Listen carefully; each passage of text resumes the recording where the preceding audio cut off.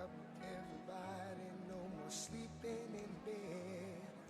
No more back thinking, time for thinking ahead.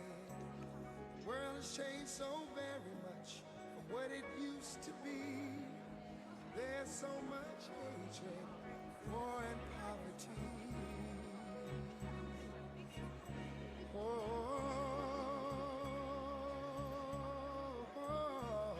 Wake up all the teachers, time to teach a new way. Maybe then they'll listen to what you have to say. They're the ones who's coming up, and the world is in their hands.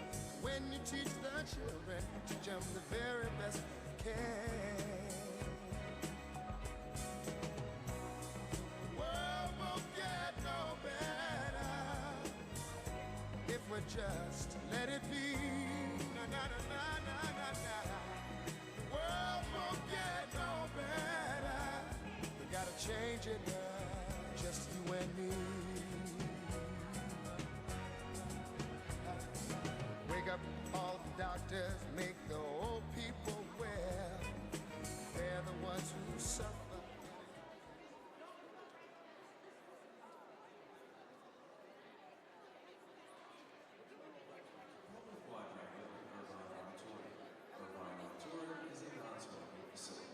Restrooms are located on the lower and second balcony levels. Vending machines and payphones are located only on the lower level. Assisted listening devices are available upon request.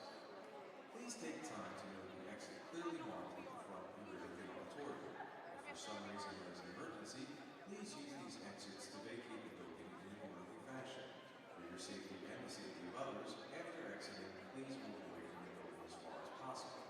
Cameras or recording devices are not permitted in the auditorium. Please take the time now to silence all cell phones or beepers for thorough enjoyment of today's presentation by yourself and others.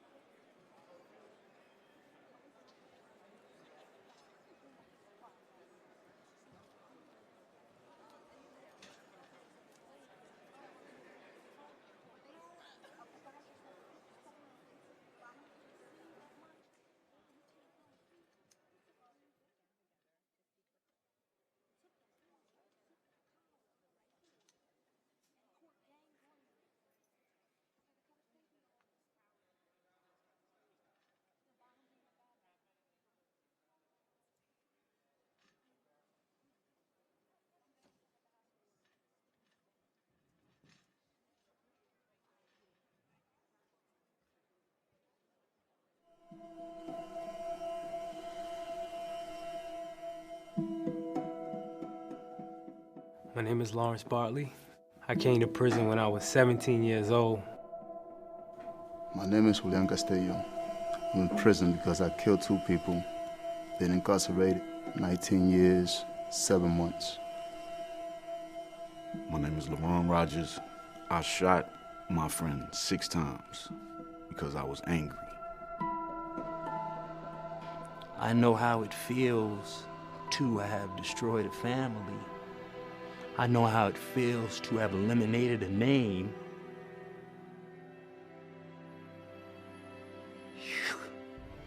You can't make it right. I didn't say I was sorry. I wanted to.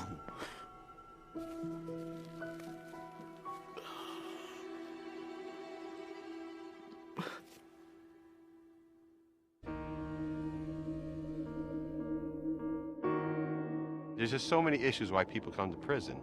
But one of the bigger issues is gun violence, and we see it every day.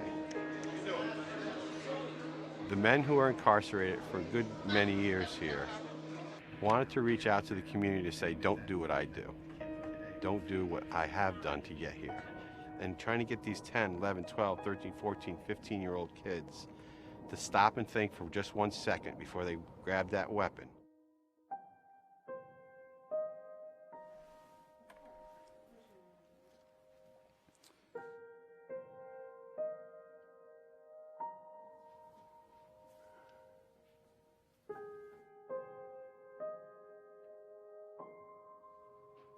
My name is Tyrone Abraham. I'm 40 years old.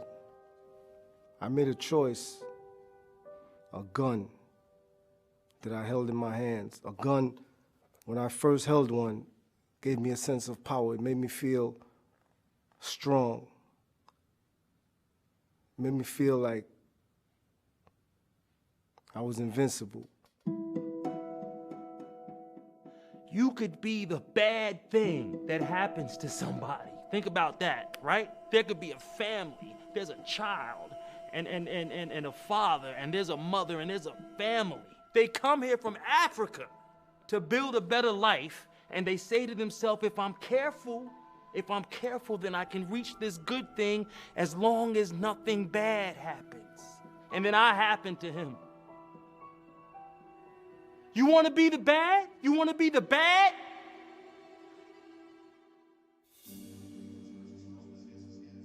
We're going through a journey, and their own guilt, that nightmare, plays back every single day to them.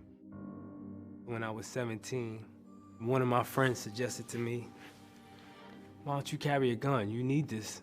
So I took up a gun, I held it, and then this gun became my security. The bullets shot into the crowd were real last night at a premiere of the movie Godfather 3. I entered a movie theater with a group of friends. Then another group of teens came in, yelling. Pretty soon the argument erupted between my group and that group. One of them pulled out a gun and fired it. I returned fire. Police rushed in to find 4 innocent victims wounded in the crossfire, 2 of them teenagers, including Tremaine Hall. I didn't think I was gonna hit anybody, but I did it anyway. A little boy was shot. He died that night. Another victim, a 17-year-old boy, is in stable condition tonight after surgery for a gunshot wound in the left eye. Doctors don't know yet whether they managed to save the sight in that eye. I lost the left eye, but that's not even the half of it. I'm fortunate, I'm blessed to be here. Tremaine, who's not here anymore, has given me strength, and there's not a day that goes by where I don't think about him. When I think of that, I think of what happened at my trial. His father got on the stand. His father called this kid his buddy. That was his buddy. I took his buddy away from him. Me?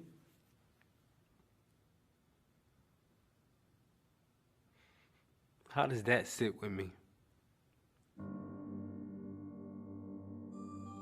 These guys are committed to really making an impact on somebody's life, realizing that they can't change the past, and it's about the possibility of changing the future.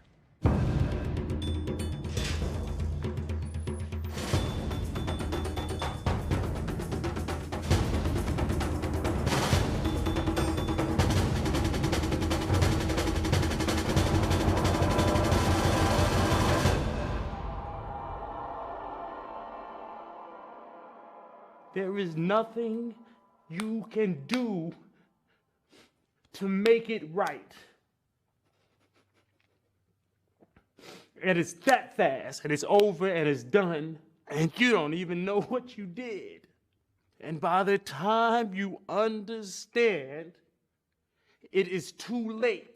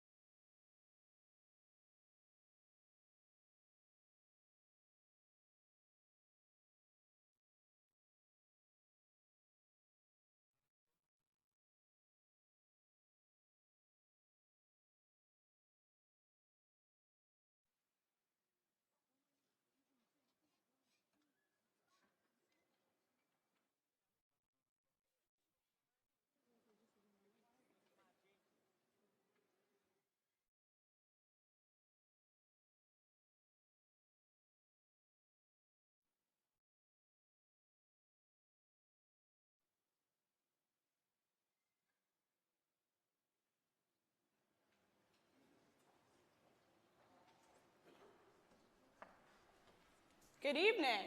Good evening. Welcome to the Irvine Auditorium at the University of Pennsylvania in the heart of Philadelphia. We all hail from various cities and have different backgrounds, but this evening we come together to bring injustice to light. I am your host, Madison Dawkins. As a junior here at UPenn, double majoring in Africana Studies and Political Science with a focus in race and criminal justice, I have been learning about the mass incarceration problem in our country. But in order to understand this grave and multi-layered epidemic, we first have to know what led us down this dark path. When I was a first-year student, I took a course entitled Race, Crime, and Punishment. This course was a history lesson on the specific institutionalized problems embedded in our society that makes this a criminal justice crisis. No doubt, there is a link all the way back to slavery and Jim Crow. Those systems of control have created glaring disparities, and African American, male and female, are incarcerated at higher rates than their white counterparts. And as I learned more, I wanted to do more. I had an internship with US Senator Kirsten Gillibrand that allowed me to explore the unfair treatment of mothers behind bars. I teach a health and mindfulness-based course at the all-women's Riverside Correctional Facility. And a year ago, I created a student advocacy organization called BARS, which stands for Beyond Arrest, Rethinking Systematic Oppression. I also play forward on Penn Women's Soccer, and as a Division I athlete, I have learned that a team cannot progress until every team member is empowered. And if one of us falls, we pick them up and all stand together. We are at a tipping point, and we all need to stand together to seek reform. In order for us to advocate for the rights of incarcerated populations and give them back their voice, we have to speak up and speak out. And it starts with movements like this. The spark that lit the fire behind this forum is a prison sentence handed down to Philly-based rapper Meek Mill. But the case has moved beyond a Pennsylvania courtroom because this is a national issue. Coming to the stage to kick off the event is Bryan Stevenson, founder and executive director of the Equal Justice Initiative from Montgomery, Alabama. Please join me in welcoming Bryan Stevenson.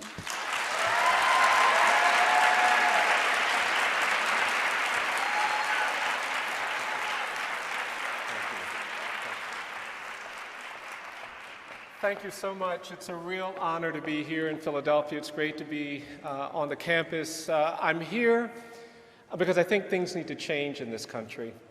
I'm here because we have a problem with our criminal justice system. Meek Mill is in jail or prison, and he shouldn't be there.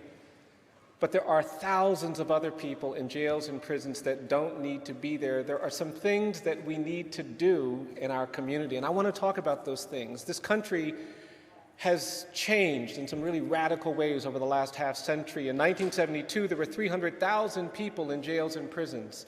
Today, there are 2.3 million people in jails and prisons. The United States has the highest rate of incarceration in the world. We've got 6.5 million people on probation or parole.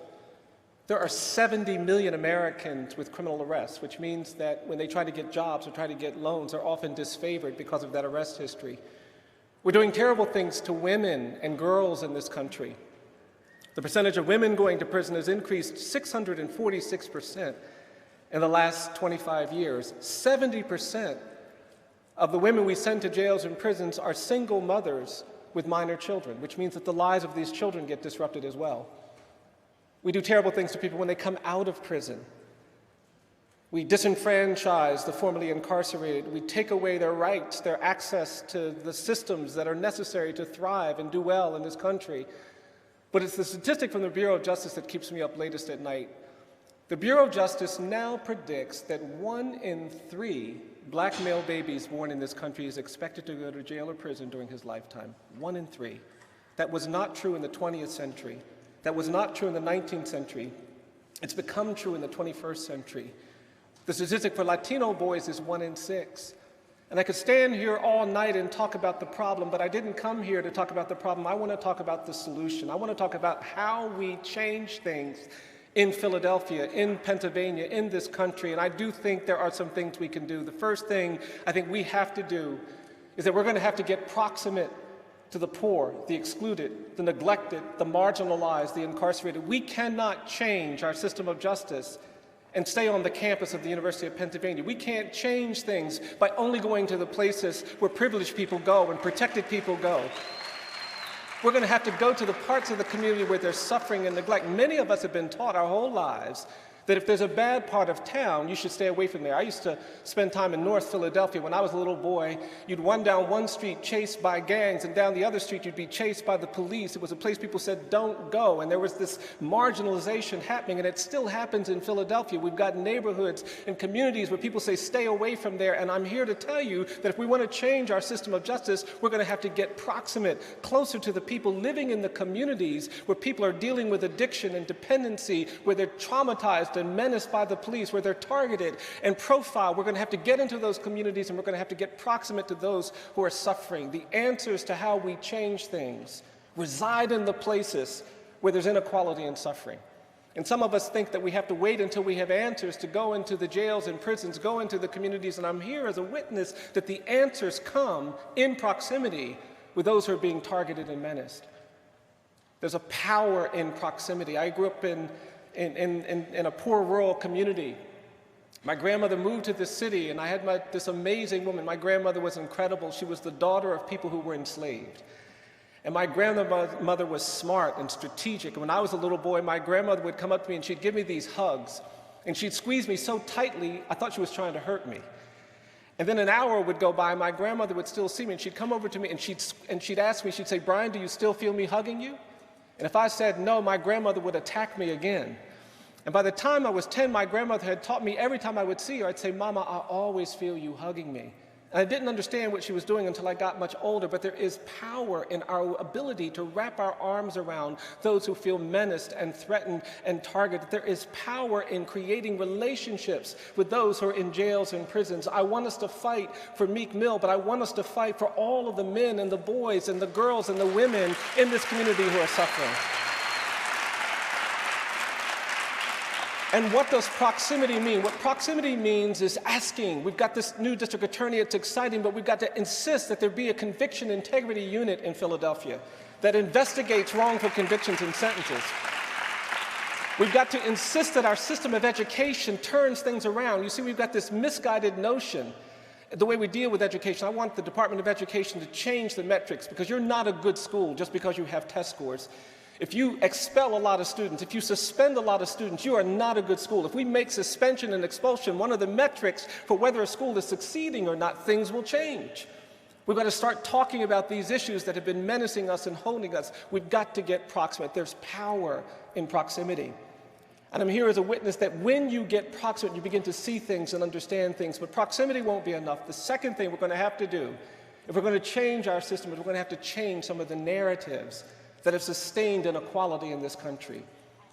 You see, there are these narratives out there. We have mass incarceration because our politicians decided to declare people who are drug addicted and drug dependent as criminals. We said those people are criminals, and we use the criminal justice system to deal with them. That's what created so many of the issues that are reflected in Meek Mill's case. We didn't have to do that. We could have said that drug addiction and drug dependency is a health problem, but we didn't do that. We said it's a criminal justice problem. Now, for alcoholism, we said, no, that's a disease. And if we know somebody who's an alcoholic and we see them going to a bar, we would never think, oh, let's call the police. But for drug addiction and drug dependency, we said, no, that's criminal. Let's put them in jails and prisons. And the reason why we did that has to do with the narrative. And we have to understand the narrative underneath this policy. You see, the reason why we did this is because we were being governed by people who were preaching what I call the politics of fear and anger. They wanted everybody afraid, and they wanted everybody angry. And if we allow ourselves to be governed by fear and anger, we're going to tolerate things that are unjust, unequal, unfair. And we've got to push back against this politics of fear and anger, because when we do that, we begin to change things. I've seen what it does. I've seen what it did to children. We began to change the narrative about children. We had these criminologists going around saying that some children aren't children. They said these kids may look like kids, they may act like kids, they said, but they're not children. They came up with a new term, they said these aren't children, they said these are super predators. And they used that label to demonize a generation of children, black and brown children in this community, and all of a sudden we changed the rules. We lowered the minimum age for trying children as adults. We started arresting 5- and 6-year-old children and putting them in detention facilities. Pennsylvania created the largest population of children sentenced to die in prison in the world. The largest population of children, 13, 14, 15, 16-year-olds sentenced to life imprisonment without parole right here in this community. And that narrative formed itself in ways that were threatening, and I've seen that narrative. We're trying to change that narrative. We've done some work. We've banned this sentence of life without parole for children, and I'm happy to report tonight that there have been 100 juveniles formerly condemned to die in prison released in the last 2 years. And I tell you that because it says to me that we can change things, but we've got to commit to changing these narratives. We also have to change the narrative about race in America. You see, there wouldn't be people like Meek Mill in jails and prisons if we hadn't been burdened by this history of racial inequality that we're still struggling with. There is this narrative of racial difference out there. It's like smog. It's in the air. It corrupts everything. And it doesn't matter how hard we try, it doesn't matter how kind we are, how just we are, we're going to be burdened by this narrative until we change it. We've got to talk about some things that I don't think we've talked about. You see, I think we have to talk about the fact that we live in a post-genocide society. There was a genocide in this country. When Europeans came to this continent, they slaughtered native people by the millions. Through famine, through war and disease. It was a genocide, but we didn't call it a genocide. We said these native people are different. We said that they're savages, and we used this narrative of racial difference to justify their abuse and exploitation, and then we haven't talked about it. And it was that narrative of racial difference that then allowed us to get comfortable with 2.5 centuries of slavery. And I don't think the great evil of American slavery was involuntary servitude and forced labor. I really believe the true evil of American slavery was the narrative of racial difference that we created to justify it. It was the ideology of white supremacy. We said that black people aren't the same as white people. They can't do this, they can't do that. They're not human, they're not fully evolved. The court said they're only 3/5 human. And that narrative of racial difference, that ideology of white supremacy, that was the true evil of American slavery. And if you read the 13th Amendment, it talks about ending involuntary servitude. It talks about ending forced labor, but it doesn't say anything about ending this ideology of white supremacy. And because of that, I don't think slavery ended in 1865. I think it just evolved. It turned into decades. It turned into decades of terrorism and lynching, and for decades, black people were pulled out of their homes. They were menaced, they were hanged, they were beaten, they were drowned, they were brutalized. And that era of lynching is something that we haven't talked about. Older people of color come up to me sometimes, they say, Mr. Stevenson, I get angry when I hear somebody on TV talking about how we're dealing with domestic terrorism for the first time in our nation's history after 9/11. They said, we grew up with terrorism. We had to worry about being bombed and lynched and menaced every day of our lives, and we need to understand how we got where we got. You see, there is this story that we haven't talked about, but the black people in Philadelphia, like my grandmother, the black people in Cleveland, the black people in Chicago, the black people in Los Angeles and Oakland and New York and Boston didn't come to these communities as immigrants looking for new economic opportunities. They came to these communities as refugees and exiles from terror in the American South. There's a line into these sections and communities, and we haven't talked about it. And then we lived through this era of civil rights revolution. It's important that we talk about that, but I'm worried that even there the narrative has to change. I'm going to get in trouble here, but I think we're too celebratory when we talk about civil rights in this country. I hear people talking about the civil rights movement, and it's starting to sound like a 3-day carnival. On day 1, Rosa Parks didn't give up her seat on a bus. On day 2, Dr. King led a march on Washington. On day 3, we changed all the laws and racism was over. And it would be great if that's our history, but that's not our history. Our history is that for decades in this country, we said to black children, you can't go to school because you're black. We said to black people, you can't vote because you're black. My parents were humiliated every day of their lives because of their color. People were excluded from jobs in this city because of their race. They were gerrymandered, they were segregated, they were brutalized, they were humiliated because of race, and we haven't talked about it. And because we didn't talk about it, today that narrative of racial difference still lives. And the reason why people like Meek Mill are in jails and prisons is because even now there is a presumption of dangerousness and guilt that gets assigned to black and brown people. And it doesn't matter if you're a graduate student at the University of Pennsylvania. It doesn't matter if you're a doctorate. It doesn't matter if you're kind. It doesn't matter if you're talented. It doesn't matter if you're a rapper. It doesn't matter if you're rich. You will go places in this country if you're black or brown, and you're going to be presumed dangerous and guilty. And I'm getting old enough to tell you that when you live a life like that, it starts to get exhausting, navigating these things. I've been practicing law for over 30 years. Argued a bunch of cases at the U.S. Supreme Court, got all of these degrees, and I was sitting in a courtroom not too long ago in the Midwest. And I was there early. I had my suit and tie on, ready to do a hearing. First time I'd been in this court. And the judge walked in, and he saw me sitting at defense counsel's table, and he got angry. He said, hey, you get back out there in the hallway, and you wait until your lawyer gets here. I don't want any defendants sitting in my courtroom without their lawyer. And I had to stand up and apologize. I said, oh, I'm sorry, Your Honor. I didn't introduce myself. My name is Brian Stevenson. I'm the lawyer. And I apologized because I didn't want to disadvantage my client. Client came in, a young white kid I was representing. And we did this hearing, but later I was thinking about it. What does it mean that when this judge saw a middle-aged black man in a suit and tie at defense counsel's table, it didn't even occur to him that's the lawyer? What that means is that there is this narrative of racial difference, and we've got to change the narrative. In South Africa, you can't spend time. You can't spend time in South Africa without people talking to you about apartheid. They insist that you remember the apartheid history. Go to Rwanda, and people will insist that you hear about the genocide. You're not allowed to spend time there without confronting that legacy. Go to Berlin, Germany.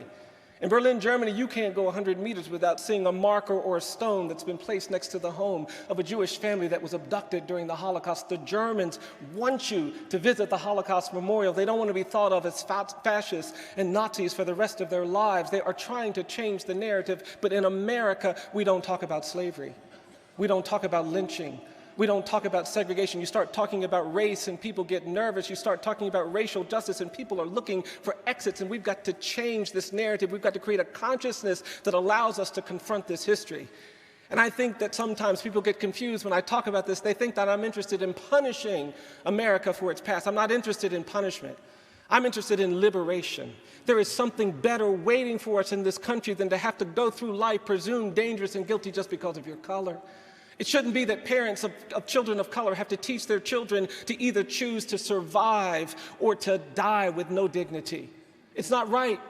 These talks we have to give, these systems we have to develop just to stay safe, it's not. We've got to change the narrative, but that won't be enough either. The third thing we have to do is that we've got to stay hopeful. It's easy in a time like this with all of this injustice to give up our hope, but you have to hold on to your hope. I'm persuaded we can't change things if we allow ourselves to become hopeless. And in fact, I am persuaded that hopelessness is the enemy of justice. Injustice prevails where hopelessness persists. And we've got to stay hopeful. We've got to fight against the things that keep us hopeless. Your hope is your superpower. I really do believe that. For all the men and women that I represent in jails and prisons, I have to keep talking about it, and they keep talking about it with me. You can't survive these systems without hope. Your hope is critical. Hope is what gets you to stand up when other people say sit down.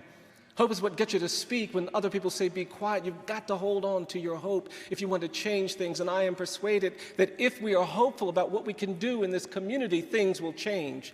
There are some opportunities to create new systems here. Got a new prosecutor, we've got some new opportunities to push for some things, and our hopefulness has to shape what we do. Hope is key. But it's not going to be enough either. We got to stay hopeful, we got to change narratives, we've got to get proximate, but the fourth and final thing we're going to have to do, if we're going to change things, we're going to have to be willing to do uncomfortable things. And I hate talking about that, but it's true. We can't change things if we're unwilling to do uncomfortable things, because it's only when we do these uncomfortable things that we sometimes recognize our power. There's a different metric system when you're trying to change the world, and I just want to say to each and every one of you that I hope you'll look for the uncomfortable things. And we're human, right? And that means we're biologically and psychologically programmed to do what's comfortable. We like comfort, which means we're going to have to choose to do the uncomfortable thing. And there's a different metric system when you're trying to do these things. You students who are here, I know sometimes you're bombarded with these other kinds of narratives, and I want every student here to study hard, to do really well, to really understand the things you're studying, to master the topics that you're thinking about, that you're studying, because we need you to be smart and capable and strategic. But I also want to say to each and every one of the students in this room, don't ever believe that your grades are a measure of your capacity to change the world, because they're not. I want you to have a good job when you leave here. I want you to have the kind of job where you have income to take care of your family. But I also want to say to each and every one of you, don't ever think that your income is a measure of your capacity to change the world. There's a different metric system when you're trying to change the world. It was taught to me by an older man. I was giving a talk in a church, and this older man came into the church, an older black man. He was sitting in a wheelchair, and he was staring at me the whole time I was giving my talk. I couldn't figure out, why is he looking at me so sternly? He had this stern, angry look on his face. I couldn't figure out why he was doing that, but he was sitting in the back just staring. And I got through my talk, and people came up to me, and they were very nice and appropriate, but that older man kept sitting in the back just staring. And finally, after everybody else was left, everyone else left, this older man wheeled himself to the front of the church, and he came down the aisle of that church with this stern, angry look on his face. And when he got in front of me, he put his hand up. He said, "Do you know what you're doing?" And I just stood there. And then he asked me again, he said, "Do you know what you're doing?" And I stepped back and I mumbled something. And then he asked me one last time, he said, "Do you know what you're doing?" And then that older man looked at me, he said, "I'm going to tell you what you're doing." And then this man said to me, he said, "You're beating the drum for justice. You keep beating the drum for justice." And I was so moved. I was also really relieved, because I just didn't know what was about to happen. And then this man grabbed me by my jacket and he pulled me into his wheelchair. He said, "Come here, come here, come here. I'm going to show you something." And this older man turned his head. He said, "You see this scar I have behind my right ear?" He said, "I got that scar in Greene County, Alabama, 1963, trying to register people to vote." He turned his head. He said, "You see this cut I have down here at the bottom of my neck?" He said, "I got that cut in Philadelphia, Mississippi, 1964, trying to register people to vote." He turned his head. He said, "You see this dark spot?" He said, "This dark spot, that's my bruise. I got my bruise in Birmingham, Alabama, 1965, trying to register people to vote." Then this man looked at me. He said, "I'm going to tell you something, young man." He said, "People look at me. They think I'm some old man sitting in a wheelchair covered with cuts and bruises and scars." He said, "But I'm going to tell you something." He said, "These are not my cuts. These are not my scars. These are not my bruises." He said, "These are my medals of honor." You see, I think we have talented men and women in our jails and prisons. They've been cut, they've been bruised, and they've scarred, but they are more than those things. In fact, my work is about 3 simple things. I believe that each of us is more than the worst thing we've ever done. Anybody who thinks that Meek Mill is just some thug or somebody who had a gun or somebody who used drugs is misguided. We know that he's more than that, but not only him, each of us is more than the worst thing we've ever done. If somebody tells a lie, they're not just a liar. If they use drugs, they're not just a drug addict. Even if they hurt somebody, they're not just a thief or a criminal. And we've got to understand that we can't exercise justice until we know the other things that people are. The second thing I believe is that we cannot continue with this fantasy that the opposite of poverty is wealth. I don't believe that.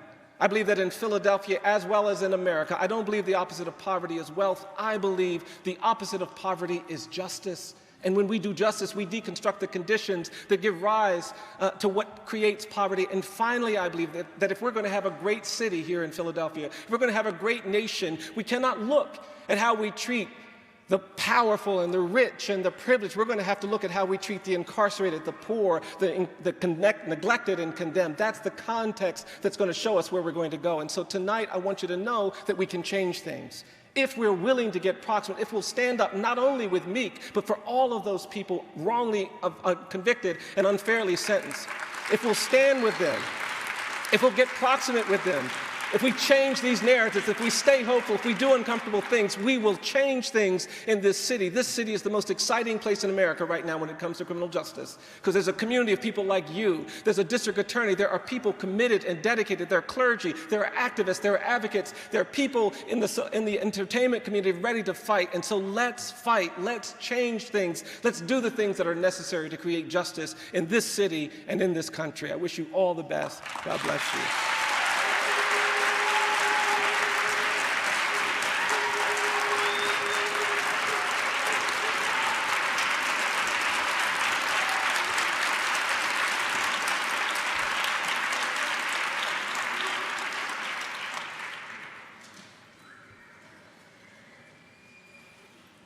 I am always so incredibly moved by the words of Bryan Stevenson. That was some incredible insight. So again, ladies and gentlemen, Bryan Stevenson.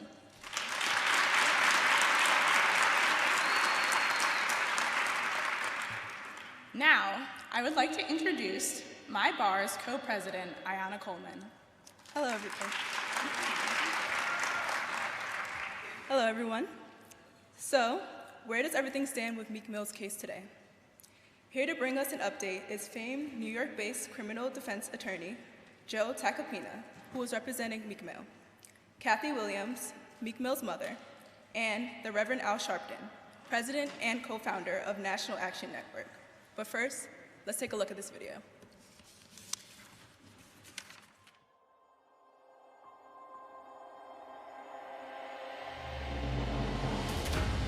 He was strapped with his strap, but he ran on you. Now they got call the coroners and bands for you, just to get you up by the bed. Nigga making threats, it's a bet I send my bloodhound barking at his house. Them summer nights can even turn cold. In the streets of Philly where niggas don't even get to turn old. When they first told me that this boy was rapping, I'm like, cool. So I goes down there, he battling back and forth with somebody. I said, not this little boy that was all quiet and wouldn't say nothing. That was him. Now look at him. I'm riding around my city with my hands strapped on my toes, cause these niggas want me dead. This one on my right. Step up. Philly rapper Meek Mill has just been sentenced to 2 to 4 years in state prison after a judge today found him guilty of violating his probation. Now this goes back 10 years with this judge. But once you're trapped in this system, it's like being trapped in a web. You're not getting out of it. There's no way out. Even when I go back and read my case from the beginning, it's like they just accuse me of a bunch of stuff with like no real evidence or nothing. It's just cops' words just making saying what they want to say. It makes me feel like there's no justice. For any African American, there is no justice. All of this was a plot. This just didn't happen. It was a plot.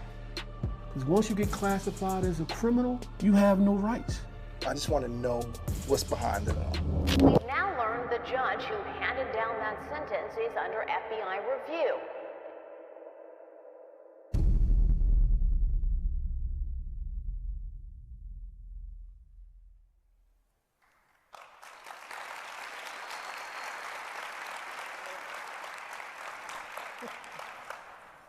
Okay, I guess I'll say the first few words between Reverend Al and I. It's probably not enough time for us to even say hello, but we're going to give it a shot.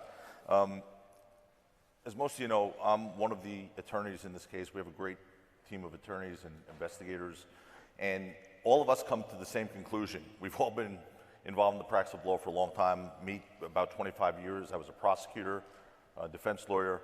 I've never, ever seen a case that's come close to this when it comes to causing perversion of justice in so many different ways. It's rotten to the core of this case. You have a bad arrest with a corrupt police officer whose corrupt ways, his perjurious ways, were kept from Meek Mill and his defense lawyers for a decade. That was just uncovered in the last few weeks. A cop who lied about the circumstance of the arrest, who beat Meek unconscious as he was rear handcuffed, who pulled one of his braids out of his hair. A guy who's done this systematically, and the district attorney, the former district attorney who knew this, hid his name from the defense. That district attorney now is in federal prison.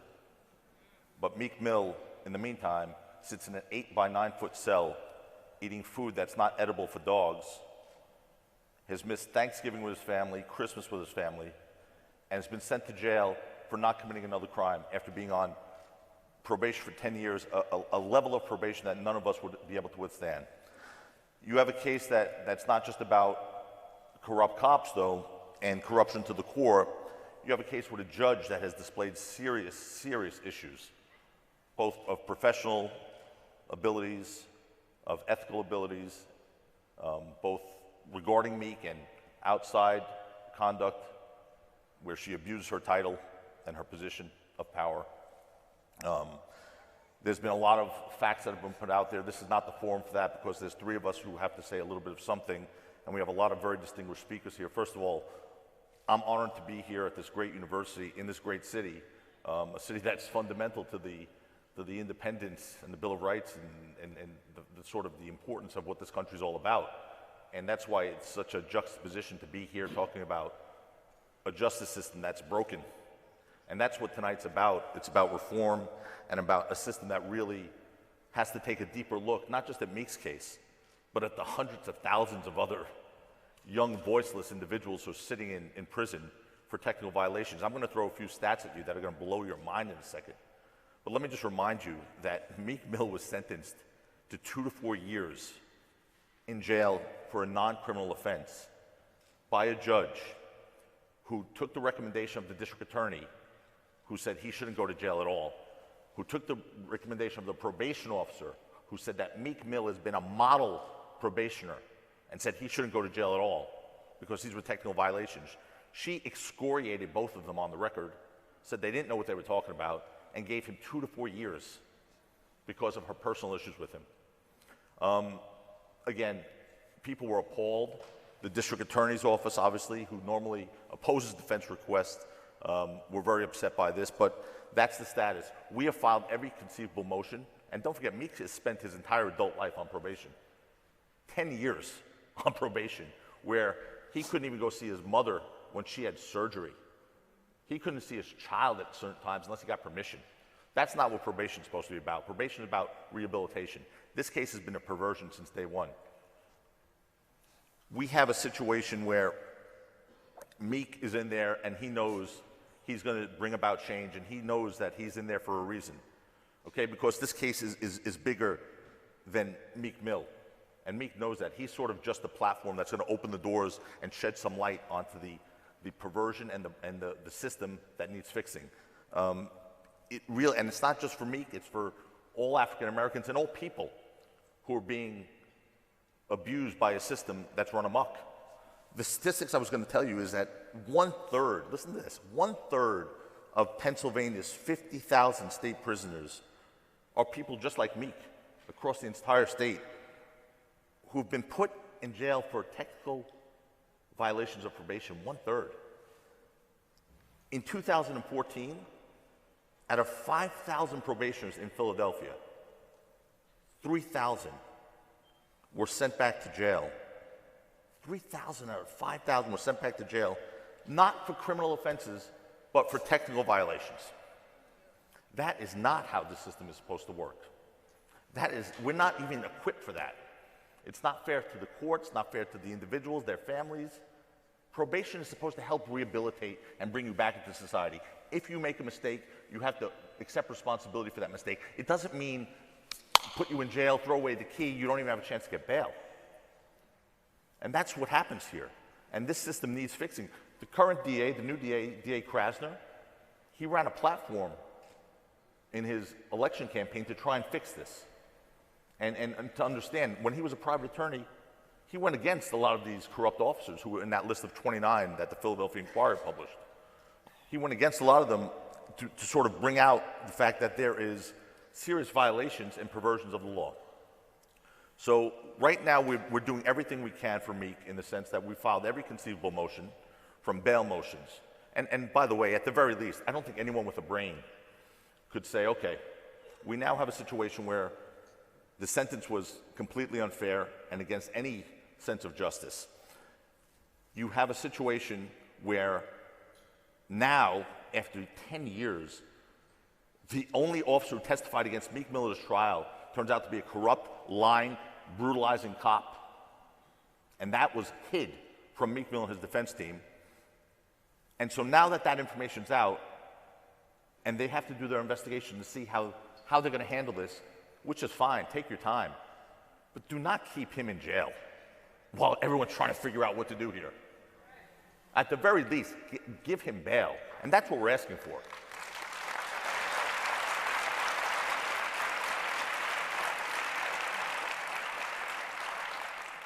You know, there really is, there's something that, and I want to really get to Reverend Al Sharpton and Kathy, Meek's mom, but there is just something here that you have to understand. We have a team of lawyers and investigators who have taken this very personally. This has stopped being a client and a job for all of us. You know, we have local counsel Brian McMonigal, who's one of Philly's best lawyers, he's in this giving his all. Jordan Sieve, you know, my brother, who we work on many cases with together. I mean, we have a team of investigators, and you know, Rock Nation's team, their whole weight is behind this because they care. Luke Brendel Kim, our investigator, Earl Ward, Andy Selly, Jonathan Abadi. I mean, lawyers and people who care, because we all went to law school for a reason. At least we all started out that way.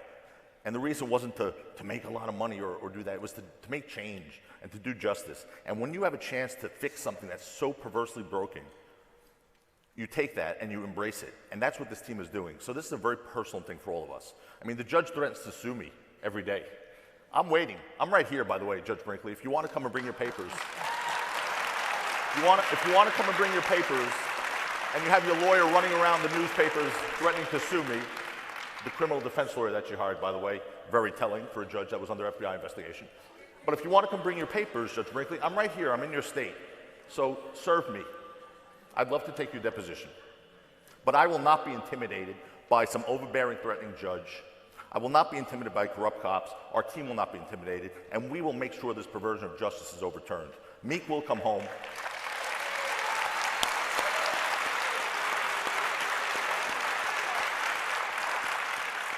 Meek will come home, and the system will be better for it, because it's not just going to affect Meek, it's going to affect all the John Smiths and the Robert Williams and all the nameless people out there that don't have voices and don't have the ability to convene a rally with distinguished people like this.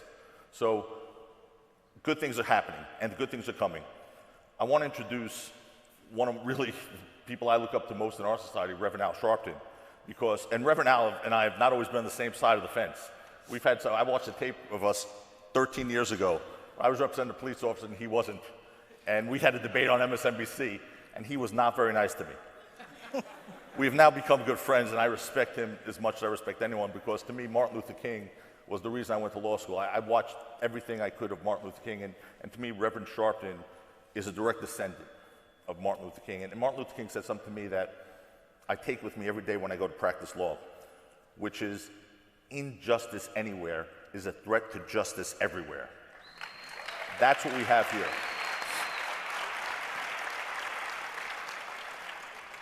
At this point, my hot air is out, so I'm going to turn this over to Reverend Al Sharpton, because I think he's the reason why a lot of you are here.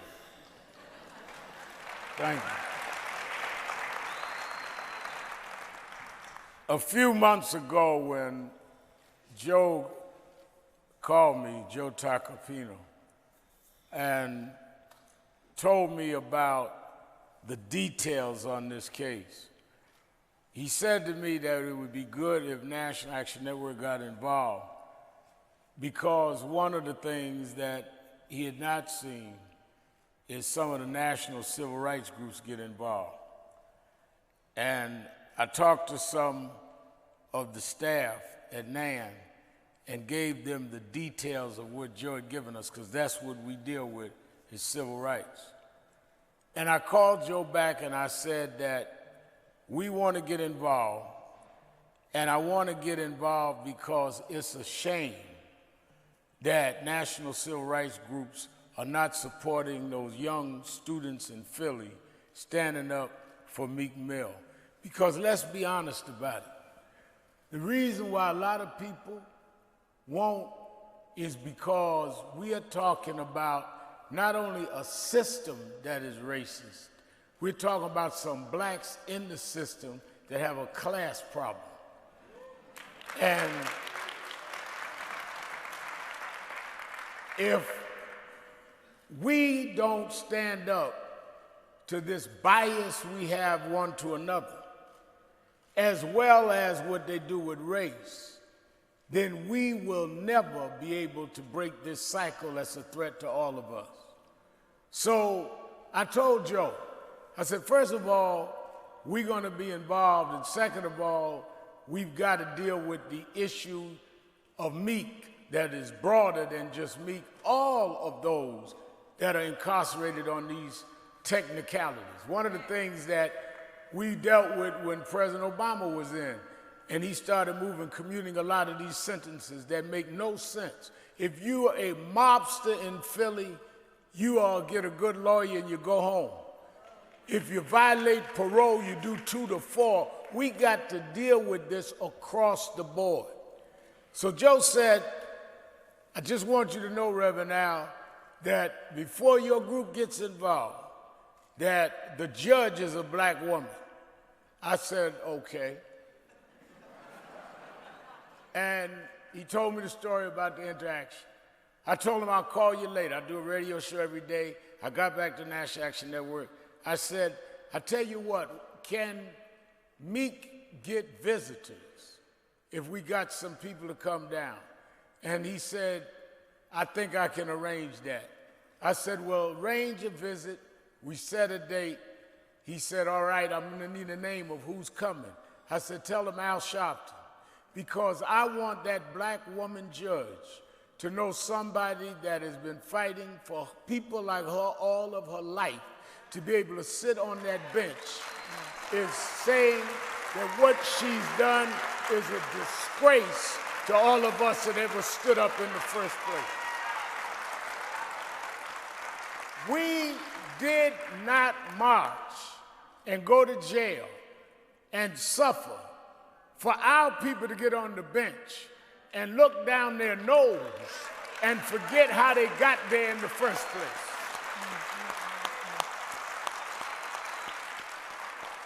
Let's be real clear. I went to the jail, I spent an hour and change with Joe and Meek Mill. And Meek kept saying to me, he said, Reverend, he said, when I was a kid, I did wrong. He said, I'm not making no lies to you. He said, when I was a kid, I did wrong, I broke the law. I said, well, when I was a kid, I was a preacher, but I did wrong too, but we ain't got to talk about that. He said, but I tried to do what is right. I took my musical talent, I built a business, I hire people, and they're gonna give me 2 to 4 years for a dirt bike because I wouldn't put the judge in a video because she couldn't tell me who the manager is. He said, but not only me, I talked to everybody in this jail, and half of them are here for the same reason. And we cannot allow this to go unchallenged. When I look at his mother, I think of my mother who had to scrub floors to raise me. And some of us that get out and get up forget we get Negro amnesia and act like people didn't pave the way for us.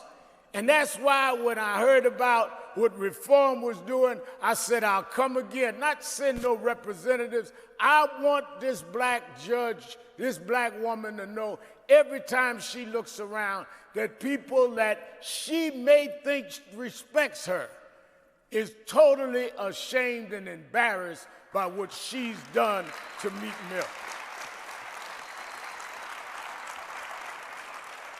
Meek is a symbol. When I was growing up, my father left when I was 9. The only symbols we had was those that we could look up to. I looked up to ministers. I'd become a minister. I joined civil rights, became youth director in New York at Dr. King's organization the year he was killed when I was 13, and been involved ever since. We looked up to entertainers. Guy that joined my young civil rights group named Teddy Brown joined. I didn't know who he was, just another young guy coming to the rallies. He was 17, I was 17. He got killed, and his father came to New York to do a concert to memorialize him. His father was James Brown, the godfather of soul. I did not know it till Teddy was dead. So James Brown kind of adopted me, Miss Williams, to replace his son. We were the same age. And I looked up to James Brown's soul. He got me to do my hair like him. That's where my hairstyle comes from. A lot of y'all thought I was some quartet singer. I did that for James because I never had a man ask me to be like them. I didn't have a father to emulate. And I was honored that this man thought enough of me to say, I want you to wear your hair like me, because it gave me a sense of value. Our young brothers out the hood need to know that we will stand up and fight for them because they're worth being fought for like anybody else in the United States.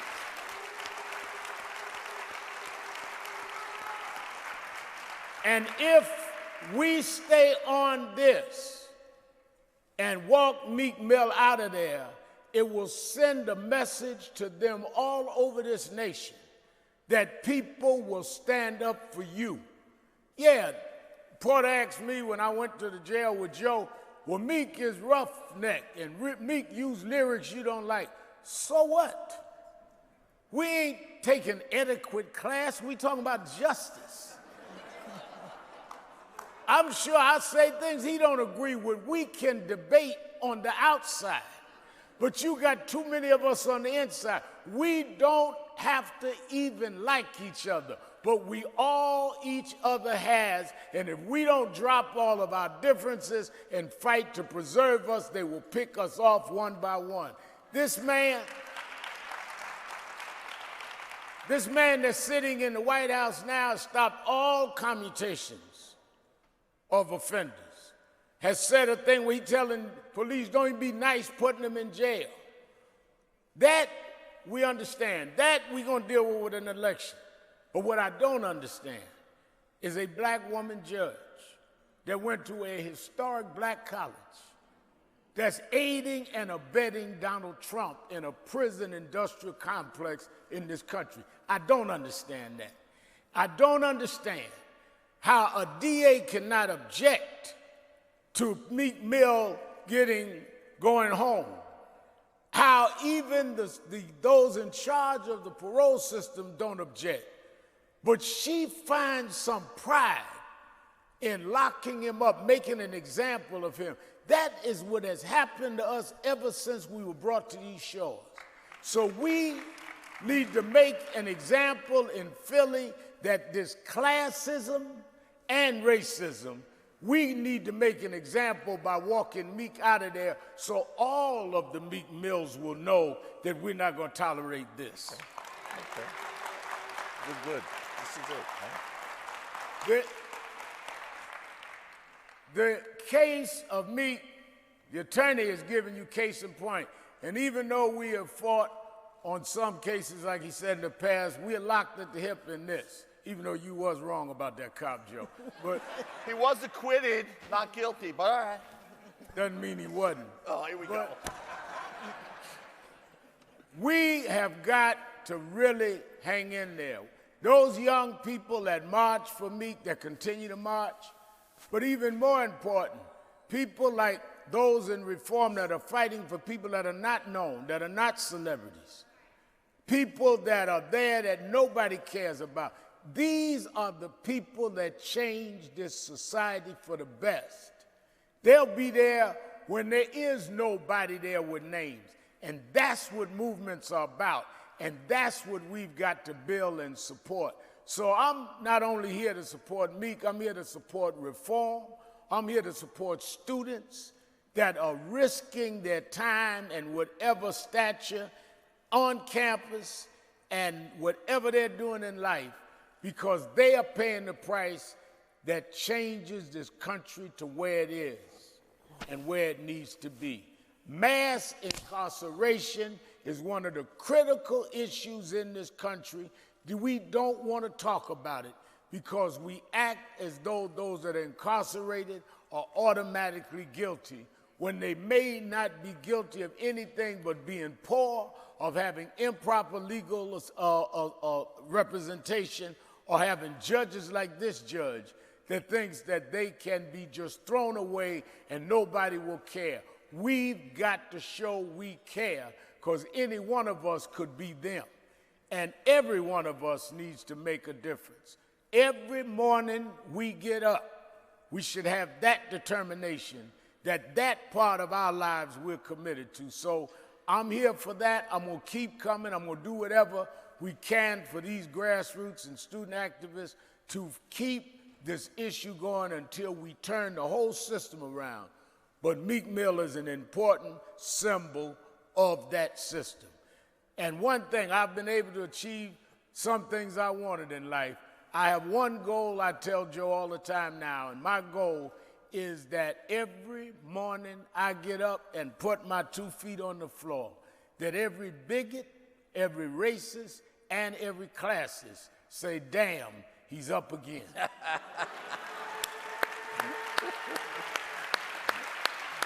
best, you're the best. Okay.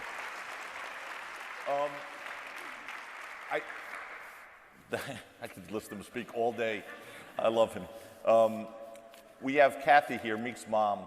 And by the way, I'm just looking at someone else in the audience actually who has been, you know, if I ever had a best friend and you could pick your best friend in life, I would pick Mike Rubin because I just saw Mike, I just looked over and I saw Mike now, and I didn't mention him before because I was talking about the legal team, but Mike, as some of you know, owns some little basketball team here. They're not as good as the Brooklyn Nets, but they have the process. They have the process, so, yeah. All right, easy. But no, I want to thank Mike because I got to tell you, the things that man has done, the time he's given, and everything else he's done is inspirational. So if you ever need a good best friend, try and get Mike. When you need him, that's when a good friend is there. So Mike, thank you. Kathy is here, and I think you wanted to say a few words, Kathy. And I told Kathy this. Kathy's not, she's a little shy. Like the Reverend Al and I, we're just a little shy. But I said to her, I said, your mere presence here is enough because all these people understand you're Meek's face right now. And I said, your mere presence is enough. So I think Kathy deserves a little acknowledgement from all of you, okay?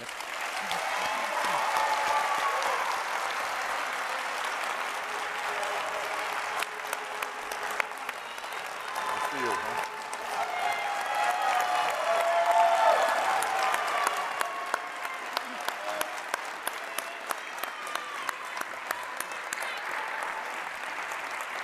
You want to say a few words, Kathy?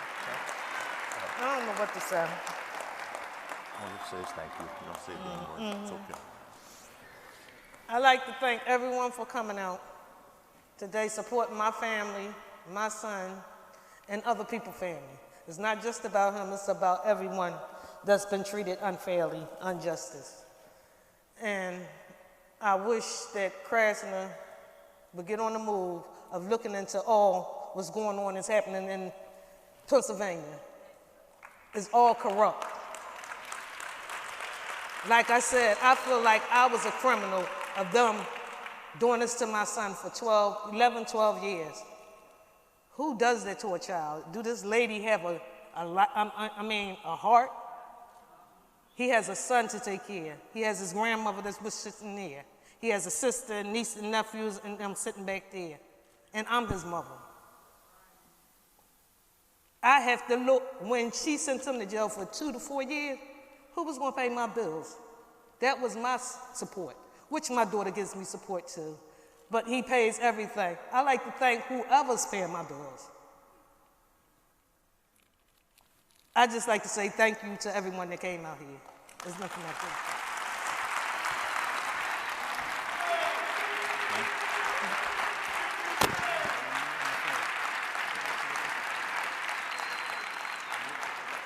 Guys, hold on 1 second. Are you there? Can you hear me? Yeah, who this? It's Joe. Thank you. Hey, Meek, how you doing, buddy? Guess what? We're not having a private conversation right now. You're on speaker. So there's a lot of people here who wanted to hear your voice. So go ahead. Give them a shout out.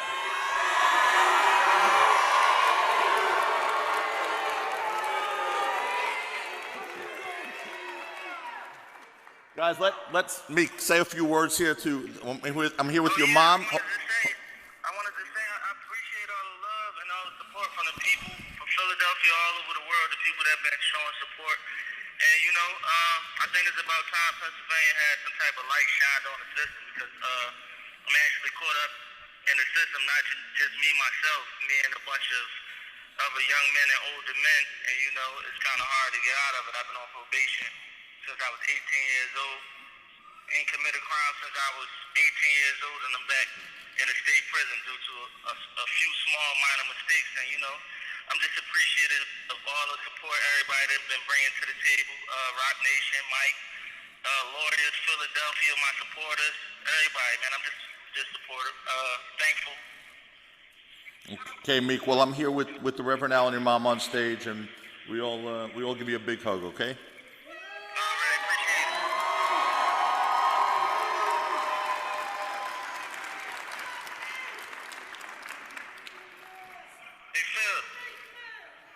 No, Phil's not here. Meek, there's a lot of people hanging out right now listening to us, so we'll talk to Phil later. Hold on, I'm going to give you... Let's talk. I'm on live. You ain't tell me I was about to talk. I got a lot. Oh, sorry, yeah. You just spoke to about 2,000 people plus about 40 million listening live on Facebook, so thank God you didn't say anything bad. I wanted to share my piece about just, if they doing things like this, like I made it from the bottom of Philadelphia, raised in a single-parent home with me and my mother. My mother had to work all the time, so unfortunately it was just me and my sister in the street because my mom was pulling 8-hour shifts to keep the lights on. And I made it from that point all the way up to stardom and doing well with a rap career. And when I was 18, I was caught up in the system, and I got out of that situation, and I was sentenced to a long tail of probation. And I ended up being signed to a record label and started doing good with myself. And a few mistakes put me below zero, put me below where I was before I even started. So it's like, if they taking me from so high and bringing me back down and putting me in a state penitentiary, they doing the average black male or Hispanic male in the neighborhood 10 times worse. And I'm just happy to be able to shed light on the situation that we've been going through for years, and I've been seeing my family member and friends go through for years. So God picked me to be the one to bring the light to Philadelphia, Pennsylvania, to the world. I accept it, and I'm gonna stand up to it. Okay, Meek, I'm going to take you off speaker now because this is an awkward conversation. Here's the Reverend, by the way. Meek, I was telling them when I visited you in jail how you were saying that it was important. You said, Reverend Al, no matter what, don't let them not understand this is not just about me. I want to come out and fight for everybody. What they're doing to me is symbolic of everybody. And that more than anything is what made me determined to keep coming back, stand here with your mom, because you're about everybody. And I don't think the people understand in the media that you're not talking about just free and Meek, you're talking about changing the whole system. Yeah, I'm the platform. I'm just the example. I feel like I'm the example that shine the light. You know what I'm saying? We from Philly. It's been dark out here when it comes to the criminal justice center on this side. And, I'm just the example shining the light. And, of course, I want my freedom back, too. But, I'm the platform for other people to fight for their freedom in the light without being in the dark and being railroaded like we always been for a long amount of time. All right. Okay, brother, we're going to let you go. I'm going to take you off speaker and give you back to Phil, and I'll talk to you later, okay? I appreciate it. Okay, man. Tell everybody I said thank you, too.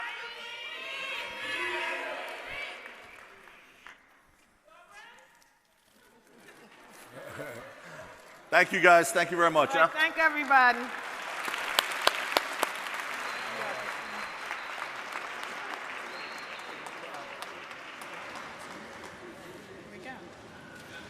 Thank you so much to Kathy Williams, Reverend Al Sharpton, and Joe Tacopina. That was incredibly moving, and I think hearing Meek really makes this real. This case is so much bigger than Meek himself, and right now I'd like to encourage all of you to take out your phones. Take them out. Okay, we can all get involved this very moment. So type into your search bit.ly, that's bit.ly/free Meek Reform. That's all lowercase. Again, it's bit.ly,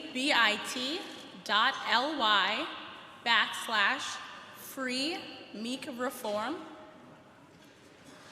And go on and sign the petition.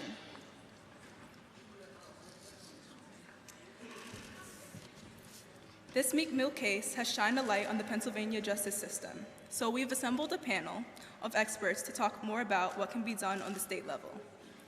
Here to moderate the discussion is Angelo Pinto from Justice League NYC and senior attorney for the Advancement Project. Philly, what's good? My mic's not working. Philly, what's good? What's good, Philly? I won the Super Bowl. What's poppin'? Definitely. Free Meek. Free them all. Free Meek, free them all. Most definitely. Let's do that for a little bit. When I say free, y'all say Meek. The second time I say free, y'all say free them all. Free? Meek. Free? Meek. Free? Meek. Free them? Free? Meek. Free them? That's what's up. So we're going to get into this conversation. We have two panels lined up for y'all today. The first one is with some folks from Philadelphia that are going to give us a deep dive into what's happening around the criminal justice system in Philadelphia. Then we have some folks that are going to give us some national context of what's happening around the criminal justice system and what folks refer to as mass incarceration. But first thing I want to say is, y'all have had such a treat today. Y'all got to hear from Brian Stevenson, Reverend Al, Meek's mom, got to hear from Meek himself. And one of the things that's so important when we talk about mass incarceration in the criminal justice system is really highlighting the stories of folks who are directly impacted, right? And folks who are directly impacted having a voice to change the system, and that's what Meek is doing right now, so it's a powerful thing. So we're going to get into the panel and not waste too much time because I know time is of the essence. As folks probably have heard in Philadelphia, there's a lot going around with police misconduct, right? Folks have heard that there's some police scandals in Philadelphia right now. And some of those scandals have led to folks being released. So I wanted to pivot here and talk to Bradley for a second about exactly what's happening with some of the police scandal in Philadelphia and how that's led to folks being released in the city of Philadelphia. Good evening, everybody. My name is Bradley Bridge. I work for the Public Defender's Office in Philadelphia. Tragically, the police corruption is not new. It's not new to me. It's not new to very many people. It's been unfortunately around in Philadelphia for a long time. Our office started reopening convictions because of police corruption in 1995. And since then, we've probably reopened 1,400 convictions. This morning, I just wanted to try to deal with hope. I think that was the thing that Brian Stevenson talked about, and I wanted to bring that theme home. I went to court this morning, and we had 86 convictions that we had thrown out because of police corruption.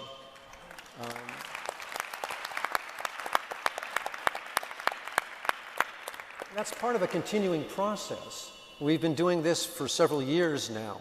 On Friday, I'll go to court and we'll get another 20, 30, 40 convictions tossed out with another group of police officers.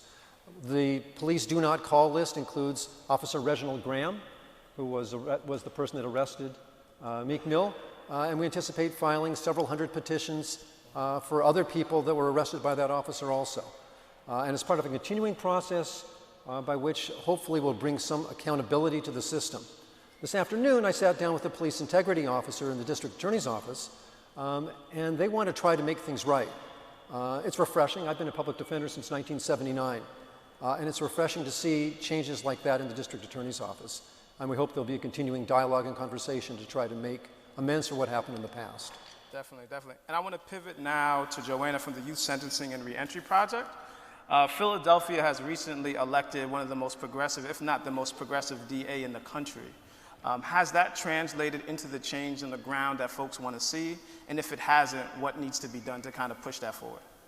Sure, I think there are a lot of ways to answer this question, and we're really excited and optimistic about the commitments that the Krasner's administration has made to really pushing for real reform in the justice system, and Brad just gave us an example of a reason to feel excited and optimistic. But from the perspective of our work, we would really like to see real progress happen around moving the kids who are currently in the adult jails on State Road out of those facilities that are not designed for kids. Yep. As we sit here tonight, there are 18 young men and 3 girls at the adult jails.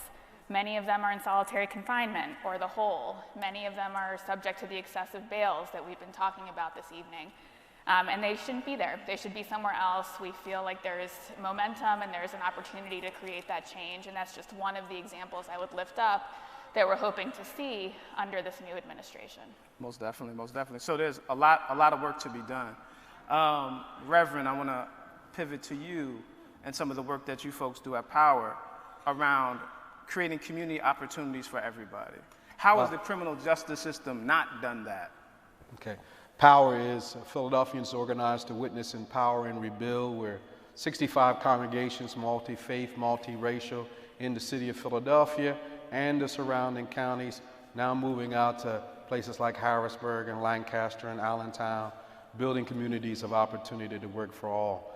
The criminal justice system clearly in Philadelphia for many, many years has been, and its police force have been one of the most oppressive police forces in the nation.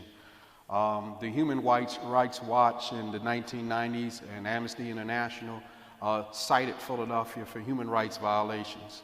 One of the first police commissioners to ever be indicted in the country happened here in Philadelphia. And of course, people remember MOVE in 1985, where the whole block was bombed right in this city, right in West Philly, just a few blocks from here. And so all of these things is a part, and also what was mentioned, the 39th Police Precinct, the corruption that went on in that particular police precinct in the 1990s, where one police officer said, "I learned to be a crook when I became a police officer." I learned to be a crook when I became a police officer. And so all of these things have laid a foundation from stop and frisk, where 100,000 people, 80% of them black and brown people, get stopped and frisked every year in the city of Philadelphia.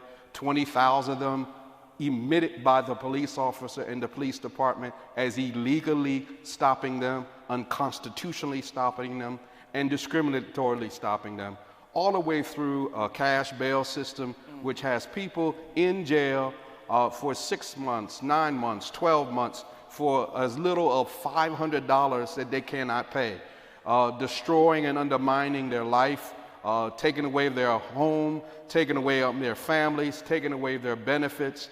These is the kind of things that have happened here. And so the case of Meek is just another example. When we say free Meek, we should say free every Meek everywhere. Yeah. Because Meek is clearly an example of the system continuing to do the same things over and over and over again.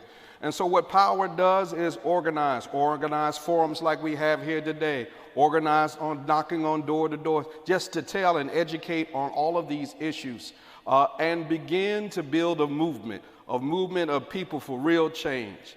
Now, I know some people don't believe that voting is a tool for real change, but I'm here to tell you it is one of the tools in your toolbox to make real change. Sometimes you got to protest. Sometimes you got to march. Sometimes you got to yell. Sometimes you got to politic. Sometimes you got to scream. But you also got to use your tool of voting, because voting makes the difference. It is making the difference in the city of Philadelphia, and it will make the difference across this state if we're willing to do it.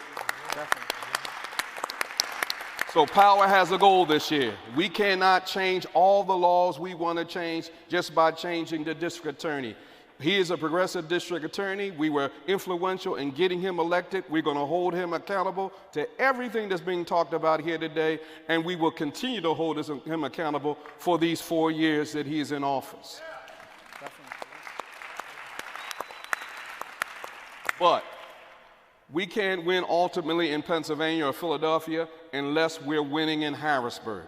Harrisburg is the state capital where most of the laws are written regarding probation and all the changes that we seek, particularly around the arbitration system, which does not allow us to be able to get rid of police officers who are crooked. We have police officers where the mayor wants them fired, the police commissioner wants them fired, the DA can't deal with them, the public defender doesn't want them, and yet they're still on the force because we have an arbitration system that allows them to keep their job even though they're violating the rights of people in this city. And the only way we're going to change that is by changing Harrisburg. So Power has made a commitment to drive 100,000 new and infrequent voters to the polls coming this fall. We're making that commitment to get you to vote, get everybody in the city and in those counties to vote for change, for real change, for progressive change in our city and in our state. And we believe we can do it if we're working together. We're not going to just sit around here and talk about the problem. We're going to come up with real solutions for the problem. And if we build a movement of people together in this city and beyond, we can make the change we need to make in our city, in our state, in our nation. So I want to pivot now to Mr. Shelford, Reggie from the ACLU, to talk about what the Reverend was talking about, communities being under siege. Because I think if we look at Pennsylvania, if you look at Philadelphia, it's probably not every community that's under siege. And I know you've done taken a lot of time looking at the relationship between race and the law. And folks talk about the importance of legislation being passed, which of course is significant. But we do know, and I think a lot of folks would say, that you can't legislate away racism, right? You can't necessarily legislate away certain practices that the police have. How do we shift that? What's the work that the ACLU is doing to push that change? You're right, you cannot legislate away some of these issues, but legislation is important to at least make the laws on the book more fair and equitable. Changing people's hearts is a whole different question, and it's a broader question than some of the issues we're talking about tonight. It's about America, right? It's a country built on the backs of slaves. It is a country that continues to struggle with racism, in part because of the lack of conversations about race. And so our criminal justice system is just a reflection of unfinished business. And Brian Stevenson said that slavery didn't end, it just evolved. And it evolved into this current system of imprisonment that we have today that disproportionately impacts Black people and poor people. So it's all a part of a broken system. Unresolved questions about race at the national level and about every single issue, but certainly a broken system of imprisonment that is designed to control Black and brown bodies, as it always, as every society or every generation has had an institution that was designed to control Black and brown bodies. So slavery was one of them, Jim Crow was one of them, mass incarceration is one of them. It is the new Jim Crow. So like Brian said, all of this has to do with race, and it's all about evolution. We've not ended that problem. We've not really addressed it. We're not talking about it. So our work is multifaceted. It is certainly in coalition with other people who've been doing this work for a very long time. No 215, No 215 Jail Coalition, the Coalition for a Just DA, lifting those folks' voices up who know better. Many of them are directly impacted, so they're leading these efforts and we're taking their lead. But we're involved in everything from school to prison pipeline work, the stop and frisk numbers that the Reverend mentioned is our litigation, is our case. But it is a broader concern than the criminal justice system. Definitely. A lot of work needs to be done there, but all of our charge really is to force this conversation at a much broader level. You can't really talk to anyone in Philadelphia who's doing this work without hearing about the campaign to end cash bail. What are the implications of ending cash bail in Philadelphia? And Ruben, you might want to grab this question. What are the implications of ending cash bail in Philadelphia, and what would that mean for communities? Yeah, so the implication of ending cash bail is that the county jail system serves as a feeder to the state prison system, right? So the data shows the longer you sit in the county jail, the greater chance you have of being convicted and sent upstate. We know that bail is supposed to act as a guarantee that you're going to show up for court, right? But the reality is the only people the bail actually affects are poor people. Because if you have money, if you have resources, it doesn't matter if it's $1 million bail and you can pay it, you're not going to be in jail. But if you have like you said, a $500 bail and you can't pay it, you're going to sit a year, 18 months, 2 years, wait for the outcome of that case. And a lot of times, what will happen is they'll come with a plea bargain.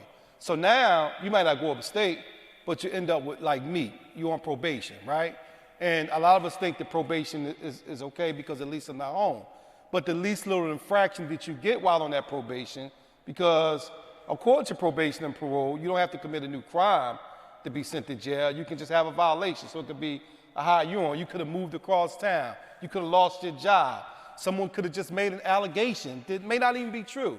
But because you're under this supervision, which is a much bigger problem, then you will be sent to jail. The one thing I want to point out about cash bail in Philadelphia, well, two things actually, is at the heart of it, I just want everybody here tonight to understand that it's racist, right? We're talking about oppression. Like, none of this is a surprise to anybody. We're talking about a city that not only bombed the whole city block, not only stripped down the Black Panther Party, but we have a monument to the person that was responsible for that, which is Frank Rizzo, sitting up in front of our municipal services building. So our politicians are saying that it's okay. But the beauty of it is, like you said, the power that we have is in our vote. So Judge Brinkley goes up for retention. Guess what? She don't have to return to the bench. The district attorney goes up for re-election. He doesn't have to return to the bench, and neither does the mayor. But if we don't raise our voices, what I urge everyone here tonight, because Meek is going to come home at some point, right? Hopefully sooner rather than, later, but Meek will be home. The question for us is, what do we do then, right? What's our action? What's our accountability for the folks to not only put him there, but put 50 other thousand men across the state of Pennsylvania there? They put 6,000 other men in the city of Philadelphia there. They put $2.4 million people across this country there. So when we start talking about an action, let's start thinking about how can we not just reform this system, but we got to deconstruct it, turn it on its head, and rebuild it to make it look like something more fair, just, and equitable for people of color and poor people across this country. Most definitely. Yeah.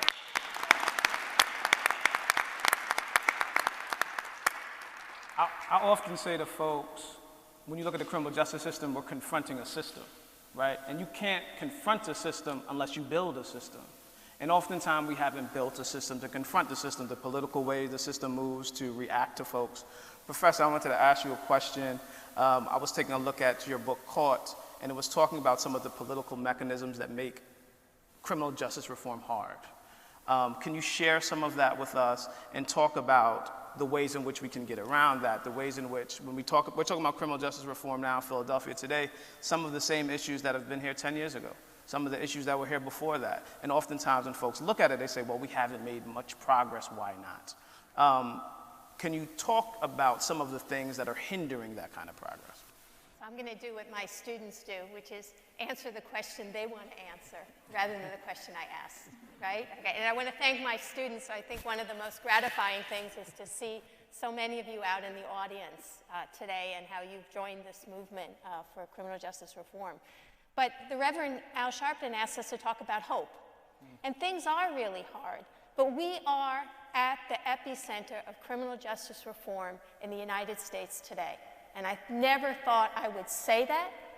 And it's not because Larry Krasner came in on a, big horse to rescue us, and it's not just because of Meek Mill, but it's because of a lot of organizing that's been going on the past few years at the grassroots. It's not the top-down Newt Gingrich getting together with Grover Norquist in Washington that's given us criminal justice reform, but it's many of the people who are in this room tonight who have given us. And what I'd like to ask you to do is to try to think about your imagination to go beyond mass incarceration. If we were having this meeting 15 years ago, we would be talking about mass incarceration. But this is metastasized into our system, that it is perverting our democracy, that we really need to talk about a carceral state. And that's why Meek Mill is so important, because he's not just focusing our attention on the 2 million people who are in prison and jail, but there are another 5 million people who are on probation and parole. And in Pennsylvania is the third most punitive state in the country. Yes. Right?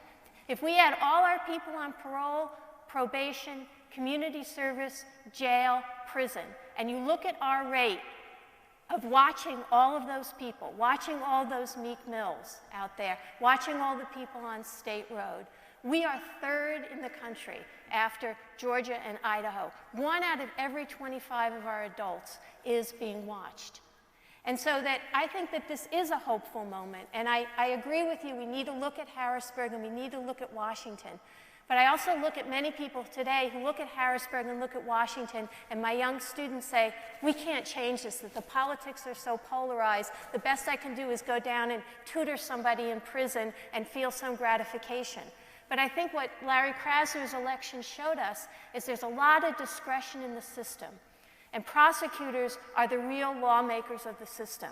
And it's not just what they can change in Philadelphia, but they're an engine, as they've been in other states, for wider progressive politics in the state around criminal justice, around education, around poverty. So I don't want to talk about how hard it is. I want to talk about how we are in a moment of hope, but it's not to become complacent. Yeah, I think that's important.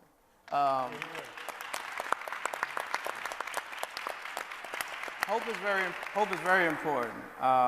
And other panelists, if you have a story of hope, of the thing that keeps you hopeful, please share. But one of the things I often talk about with folks, I help with a criminal justice reform campaign in the state of New York called Raise the Age. Some folks may be familiar with the Khalif Browder story. In New York State, 16 and 17-year-olds were automatically prosecuted as adults for any crime that they committed. And around the country, young folks under 18 are prosecuted as adults for certain crimes. What I realized in the course of doing that work, there was 50,000 young people at its height every year prosecuted as adults. So it was like, this was a big win. But what I begun to realize was, and as folks were mentioning is happening in Philadelphia, was essentially what the communities were now creating were open air prisons, right? There were over-policing in communities. Folks had extensive times on parole and probation.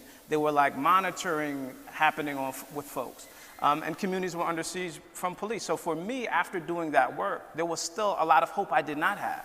And I realized even while progress was happening so incrementally, it was not beating back the efforts of the other side. And I want to pose the question to the panel. Does it feel like the other side is winning?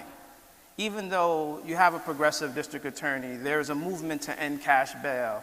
There's a conversation happening around Meek Mills that folks are engaged in. But does it feel like the wins of the hopeful side are impacting the wins of the other side that want mass incarceration, that want prison industrial complex?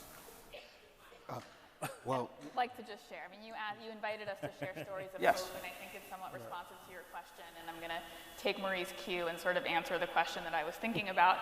And I don't think we can talk about Philadelphia being an epicenter for reform, but also for some real devastation, without talking about the issue of juvenile lifers and the fact that Pennsylvania sentenced more juvenile lifers or more individuals under the age of 18 to life in prison without parole when they were that age than any other state in the country. And really, in the world. That's what I was just going to say. Yes, exactly. And we're now in the process of welcoming those folks home, and we are really honored to be joined by some of them tonight who are here. And I just want to acknowledge them because they give me hope every single day. But I think the other side will win if we don't provide real support as folks are coming home. That means real meaningful employment opportunities. As we're talking about the carceral state, we're talking about systems that trap black and brown bodies. It's not just the jail cells or the prison cells. It's the systems of control once folks return home. It's probation and it's parole. It's lifetime parole tails. As we're talking about organizing together and really changing this, people shouldn't be forced to pay fees on a monthly basis for the rest of their lives after they have spent 30, 40, 50 years behind bars. So we will let the other side win if we don't make real progress on what it means to welcome people home meaningfully with real opportunities.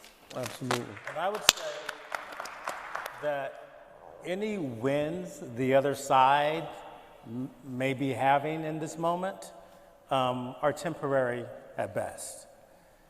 And because I really, and I think history shows us this, and I think the wisest man that I know to have ever said this was the Dr. Martin Luther King Jr. when he said the arc of the moral universe is long, but it bends toward justice.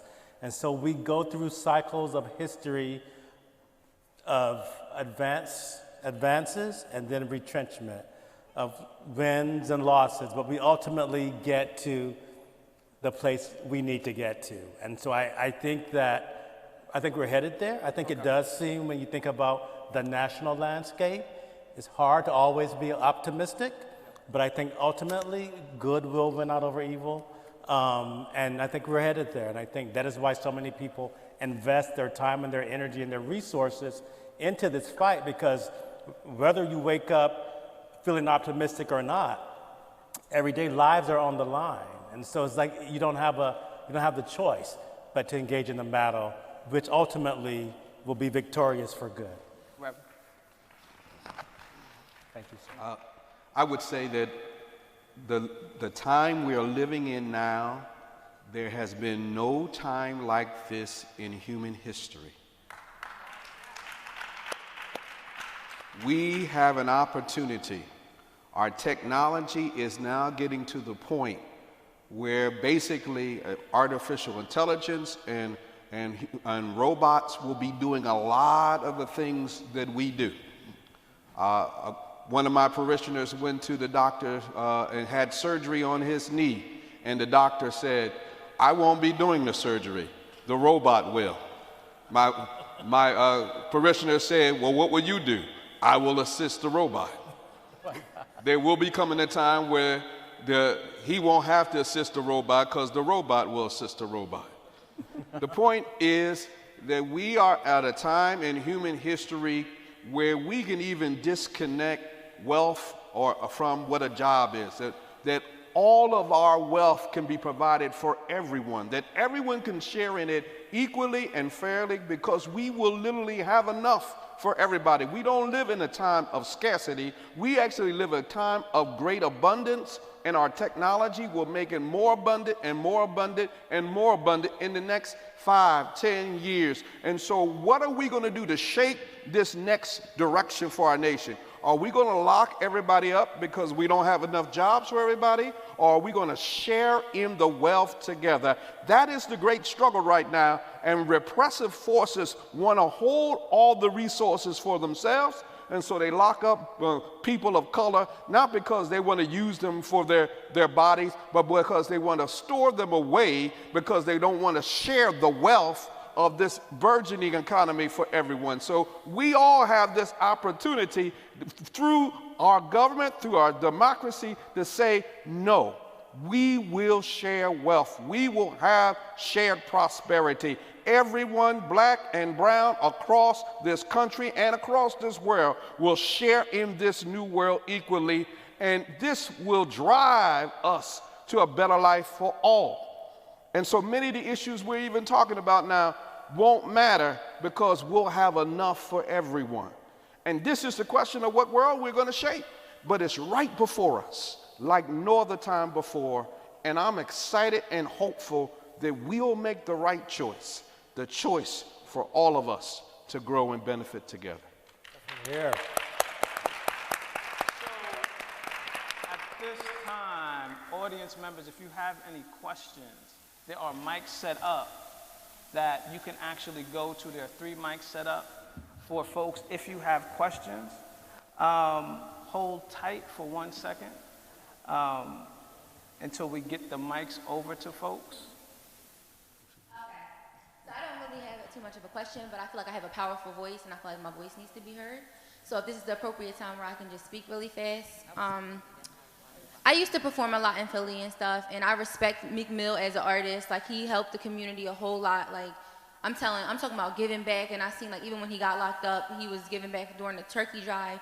And not even just Meek Mill, but like other artists that do that come from nothing, they do that as well. And I had the chance to intern with Milano too. So it's like, they were helping me, like motivating me when I was an artist, and I feel like I went down the wrong path with what I was saying about it. Like, I don't know if whatever I said was like interfering in this whole thing. And it's like, now that I'm not a victim, but I'm a survivor of like being injustice, basically. Like, I feel like my voice just needs to be heard.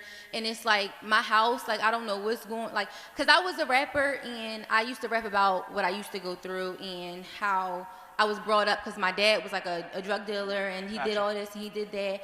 But it's like, we're more than that. And I need everyone to know that. I'm trying to find the words to say, but like, we're so much more than that. And we really need to come together because at the end of the day, they're going to separate us. Thank you for That's that. what it's going to be. Like, they're going to separate us and they're going to tell us, oh, you Thank can't you be for around that. this crowd because Thank they're you not so worthy much. or you're not going to be. Basically, we really are all we have. Like, they'll look at us and they'll look at us for entertainment, but they don't see the struggle that we all see. They don't see the worth that we all see. And I feel like we're really worthy of a lot, and we're really able to do a lot, and we're able to be a lot, and we're able to do more than what we're doing now. And I feel like this is the time that we really need to get together, because I'm really I don't like to call myself a victim, but I'm a victim of whatever this government has going on. Thank like, my you so house much for is that. just like, I don't know what's going on. We're going to have to go to another question. Give that sister a round of applause. Thank you for sharing. We really appreciate your voice. We have another question here. We don't have a lot of time, so if folks have very specific questions so that we could give the panelists an opportunity to answer them, we'd appreciate that. Okay, a quick comment and question in terms of when he was talking about changing the rules and the laws and the antiquated laws that's on the book, the PCRA, Post-Conviction Relief Act, right? It is burdensome and cumbersome to individuals, especially the inmate, because they expect the inmate to do what the lawyers are charged to do by saying they're under the same restrictions. How can you meet a time bar if you're locked up and your hands is tied because they won't let family members and resources on the outside help meet that time bar? So I'm talking about laws that keep individuals in prison, technicalities, right? My son is in prison for 26 years, 7 months on a technicality, a flawed statute. So I'm saying when we're talking about a progressive DA, we talk about how can we push these laws that need to be changed as regular citizens in Philadelphia. Well, they're trying now to modify the Post-Conviction Relief Act. There's a number of problems with it. You've outlined some. Some of them are very tight time restrictions. There's a right to counsel for the first PCRA. So if a person who's in prison files one, the court will appoint a lawyer to assist them and file a new one that would amend the old one. So there's certain things that work well and certain things that do not. And you're right to point out that there are problems. Well, how do we get involved in modifying? I mean, we need the people on the street to do it, because ineffective counsel in the courtroom is also ineffective justice in the courtroom. And the judicial system has a lot of ineffective individuals that claim to be lawyers, and all they do is take money. Well, as a public defender, I don't take any money from anybody. So let me respond to that really briefly. The answer to change would be then to write your congressperson, write your legislator, because they're trying to modify PCRA right now. And that would be the answer, much like voting. So can I just throw something out to the young lady? I'm a part of a coalition called No 2 and 5 Jail Coalition. I would invite you to join the coalition, come to the meeting, and be involved with other community people, grassroots, community organizers, many of which are either formerly incarcerated like myself, or they have family members who are currently incarcerated, and they want to work together to change the system. Not only hold the district attorney accountable, but like Mr. Bridges mentioned, just kind of pushing their weight behind some of those kind of other legislative changes as well. So I invite you and anyone else in the audience who's interested in creating change to join one of these coalitions, the Coalition for a Just DA, the No 2 and 5 Jail Coalition, the Philadelphia Community Bail Fund. If you're interested in any of those topics, we would love to have you be involved. I know Joanna would love to have you be involved with YSRP, working with the juvenile lifers. We need people, we need bodies. This is great. Let me just take a quick second to say this. I love the fact that we were able to fill this auditorium with people who care about me, right? But we gotta be able to fill the CJC with people who care about justice.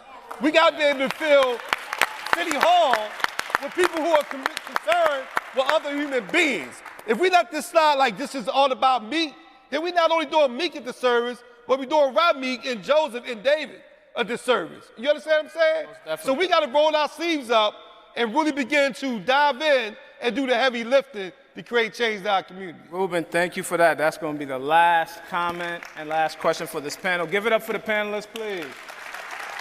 Give it up for the panelists. If folks hold tight, there should be another panel coming up. And there will be a video showed soon, so folks tune in, pay attention.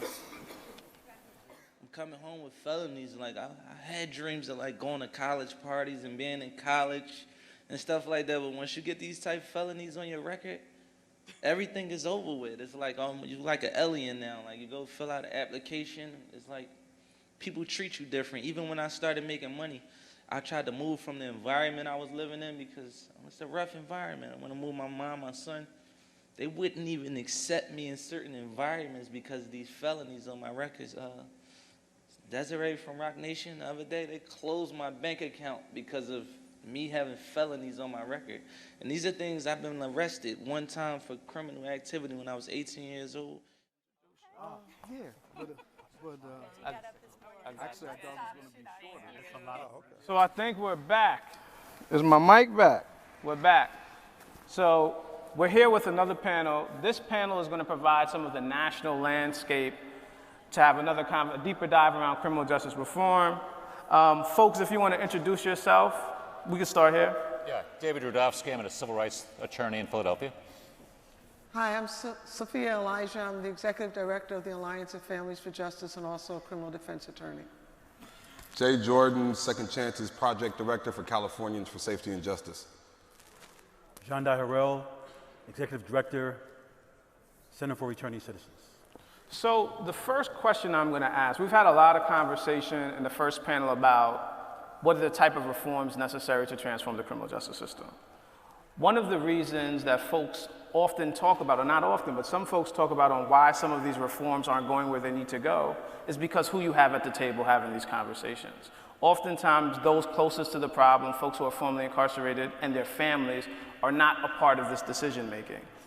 Is that significant, and how could that change the decision making and what happens around criminal justice reform?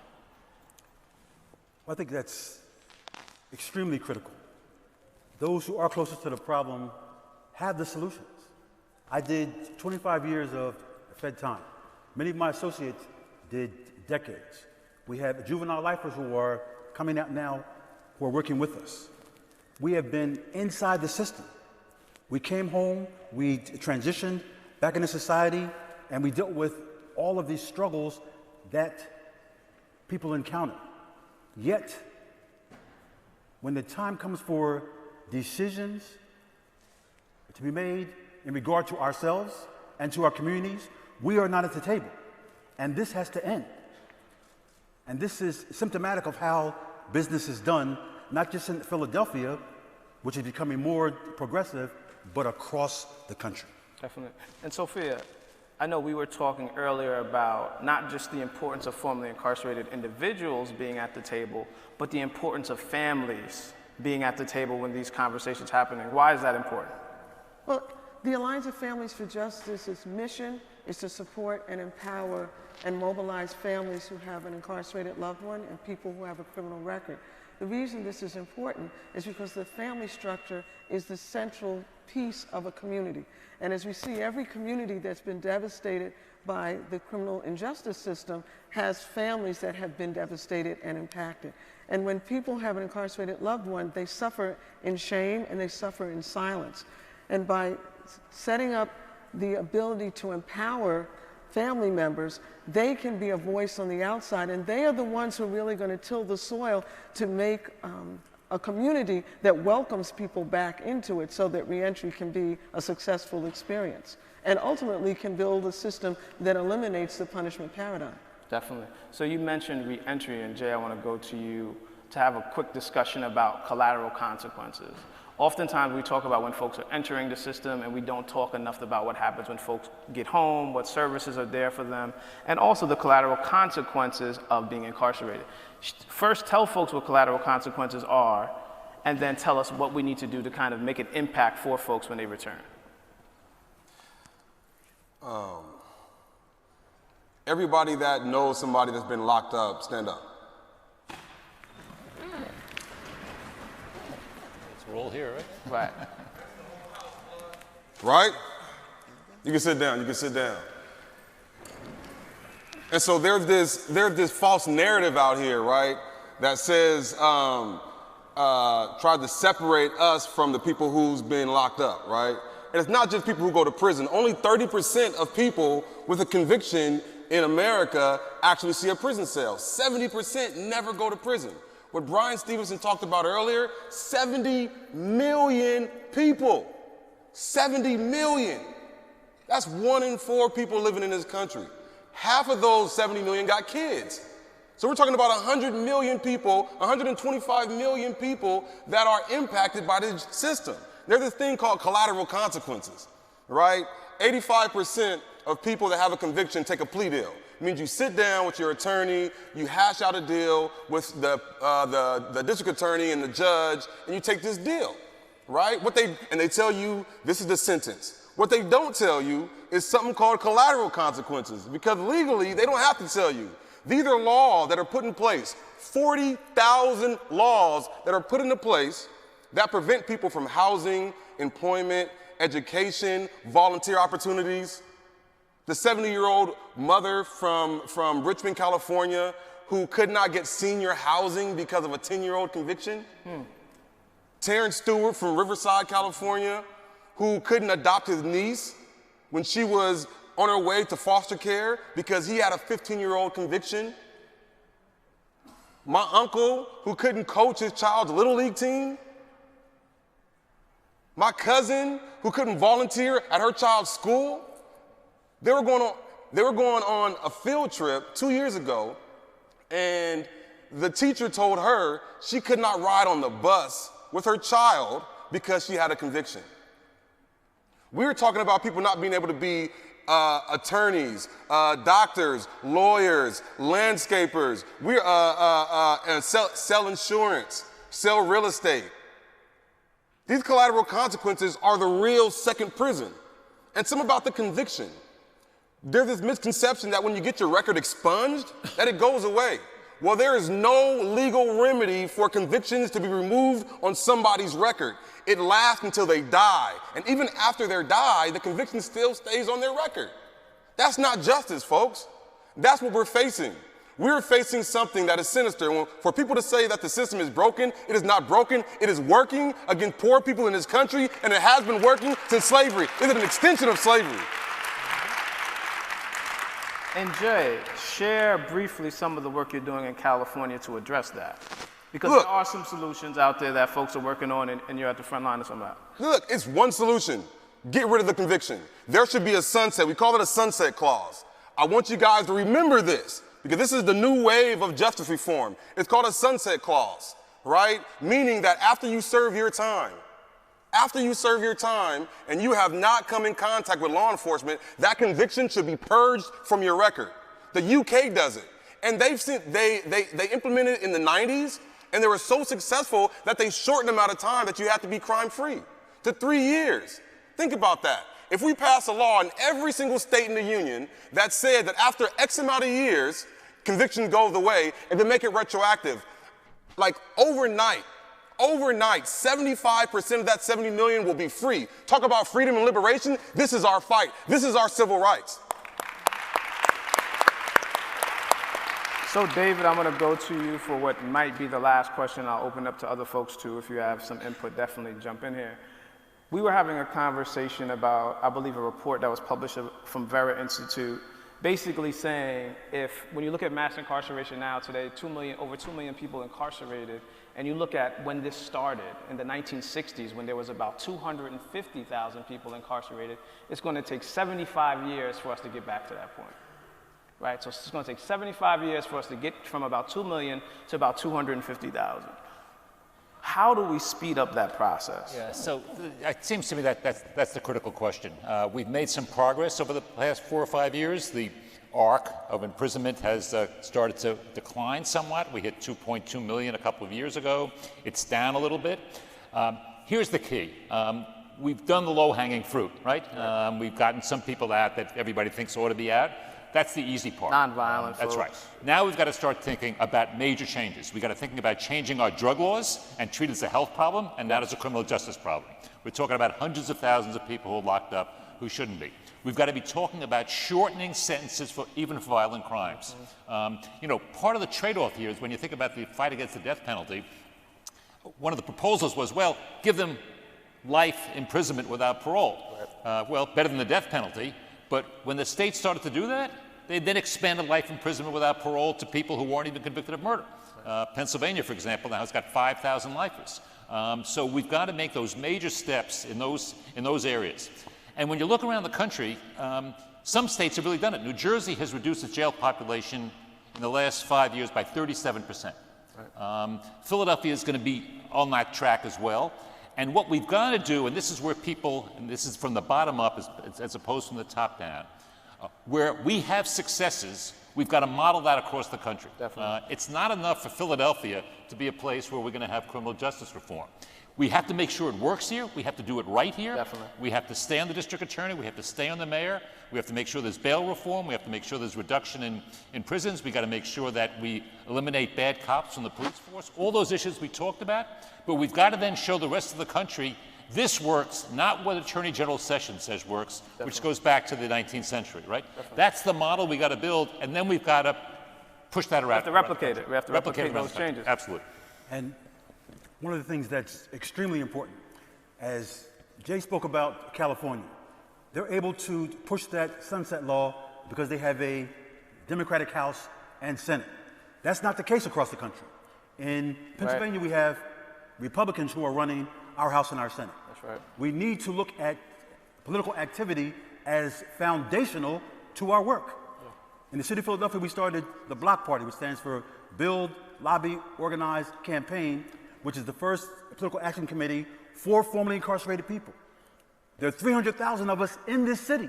Why aren't we running the city? This should be replicated across the country. We have to come together and look at changing laws, but before you can change laws, you have to change politicians.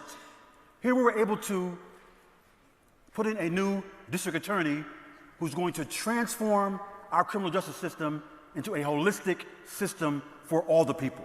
This must be replicated, but it can only be replicated if, as grassroots organizations, as friends, families of formerly incarcerated people, and primarily as formerly incarcerated people ourselves, we have to be in the leadership.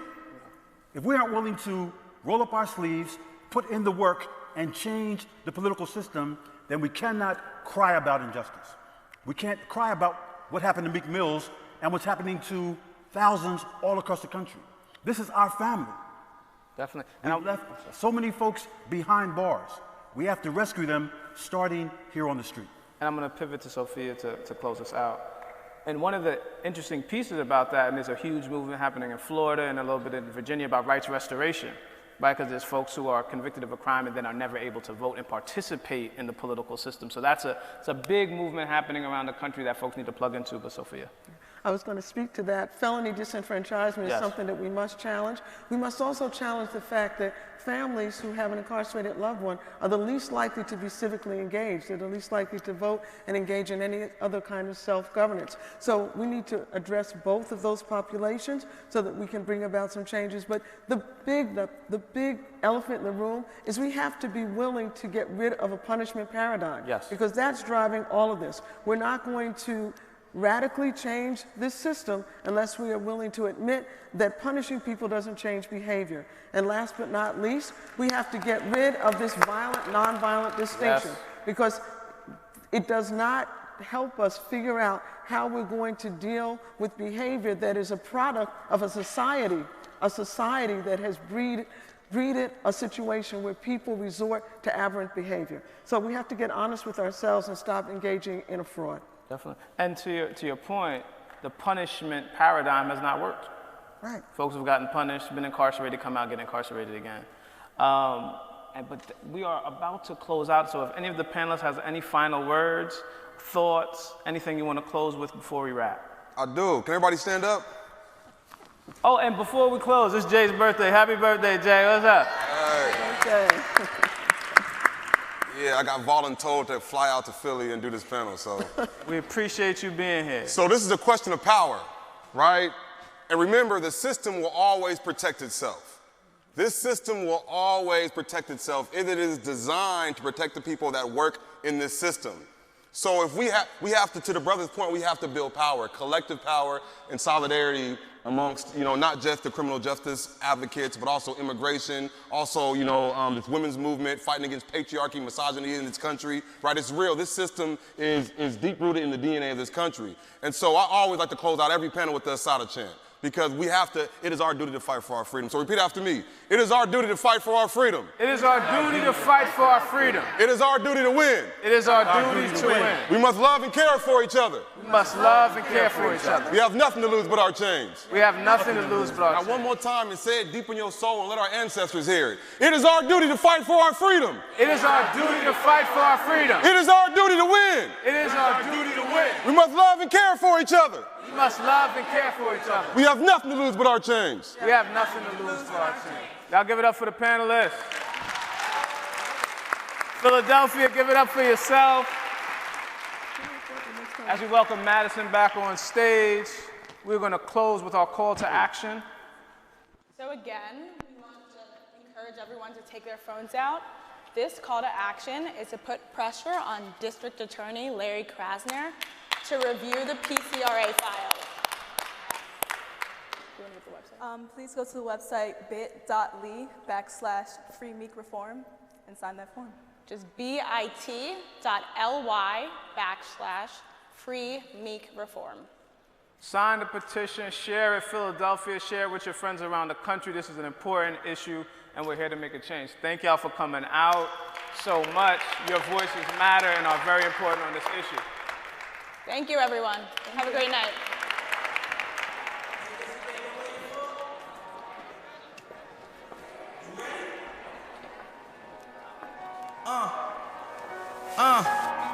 I used to pray for times like this, to rhyme like this, so I had to grind like that, to shine like this. In a matter of time I spent on some locked up in the back of the paddy wagon, cuffs locked on wrist. See my dreams unfold, nightmares come true. It was time to marry the game, and I said, yeah, I do. If you want it, you gotta see it with a clear eye view. Got shorty, she try and bless me like I said I chew, like a sneeze. Please for them trick and squeeze, I'm getting cream. Never let them get in between of what we started. Lord, but I'm lying hearted. They love me when I was stuck and they hated when I departed. I go and get it regardless. Draw it like I'm an artist, no crawling. Went straight to walking with foreigns in my garages are foreign. Menaging, sucking and swallowing anything for $1. They tell me get him, I got him. I did it without an album. I did it with Mariah. Lil' I'm on fire. Icy as a hockey ring, Philly flyer. When I bought the Rolls Royce, they thought it was lease. Then I bought that new Ferrari, hey, to rest in peace. Hey, to rest in peace to the parking lot. Phantom so big, can't even fit in the parking spot. You ain't talking about my then what you talking about. Gangsters move in silence, and I don't talk a lot. I don't say a word. Was on my grind and now I got what I deserve. Hold up, wait a minute. Y'all thought I was finished. When I bought the ass tomorrow, y'all thought it was rented. Flexing on these, I'm like Popeye on the spinach. Double M, yeah, that's my team. Rose, the captain, I'm lieutenant. I'm the type can the men cast and grind like I'm broke. That Lambo, my new, she'll ride like my ghost. I'm riding around my city with my hands on my toes. Cause these want me dead, and I gotta make it back home. Cause my mama need that bill money, my son needs some milk. These try to take my life, they around, get killed. You around, you around, get smoked. Cause these Philly I pull with me, don't around, no joke. No, all I know is murder. When they come to me, I got young that's rolling, I got throwing bees. I done did the DOS, I done did the KODs. Every time I'm in that bitch, I get to throwing 30 G's. But now I'm hanging out that drop head, I'm riding down no collar. They let me earn back home, that young be wildin'. We young, we mobbing, like Batman or with Robin. This two-door Maybach with my seat on reclining. I'm like, real wood up, real wood up. If you ain't about that murder game, then shut up. If you dip me in your rats, I get your pussy stuck up. When you touch down in my hood, no, that tour life ain't good. Catch me down in MIA. At that heat game on wood, with that put my life on my feet, like that little engine I could. Boy, I slide down in your block, bike on 12 o'clock, and they be throwing deuces on the same they watch. And I'm the king of my city, cause I'm still calling them shots. And these lanes talking that bull, the same that flop. I'm the same from First Street with them that braids that lock. The same that came up and I had to wait for my spot. And he hating on me, waiting on me, still on that hood. My Rolls Royce on E, they gon' remember me. I say remember me. So much money, your friends turn to your enemies. And when this beef, I turn my enemies to memories. We them they go for 40, ain't no 10 the key. Hold up, broke, turn rich. Love the game like Mitch. And if I leave you, they ain't done pretty. Gon' still my. It was something about that rollie when it first touched my wrist. Had me feeling like that dope boy when he first touched that. I'm gone.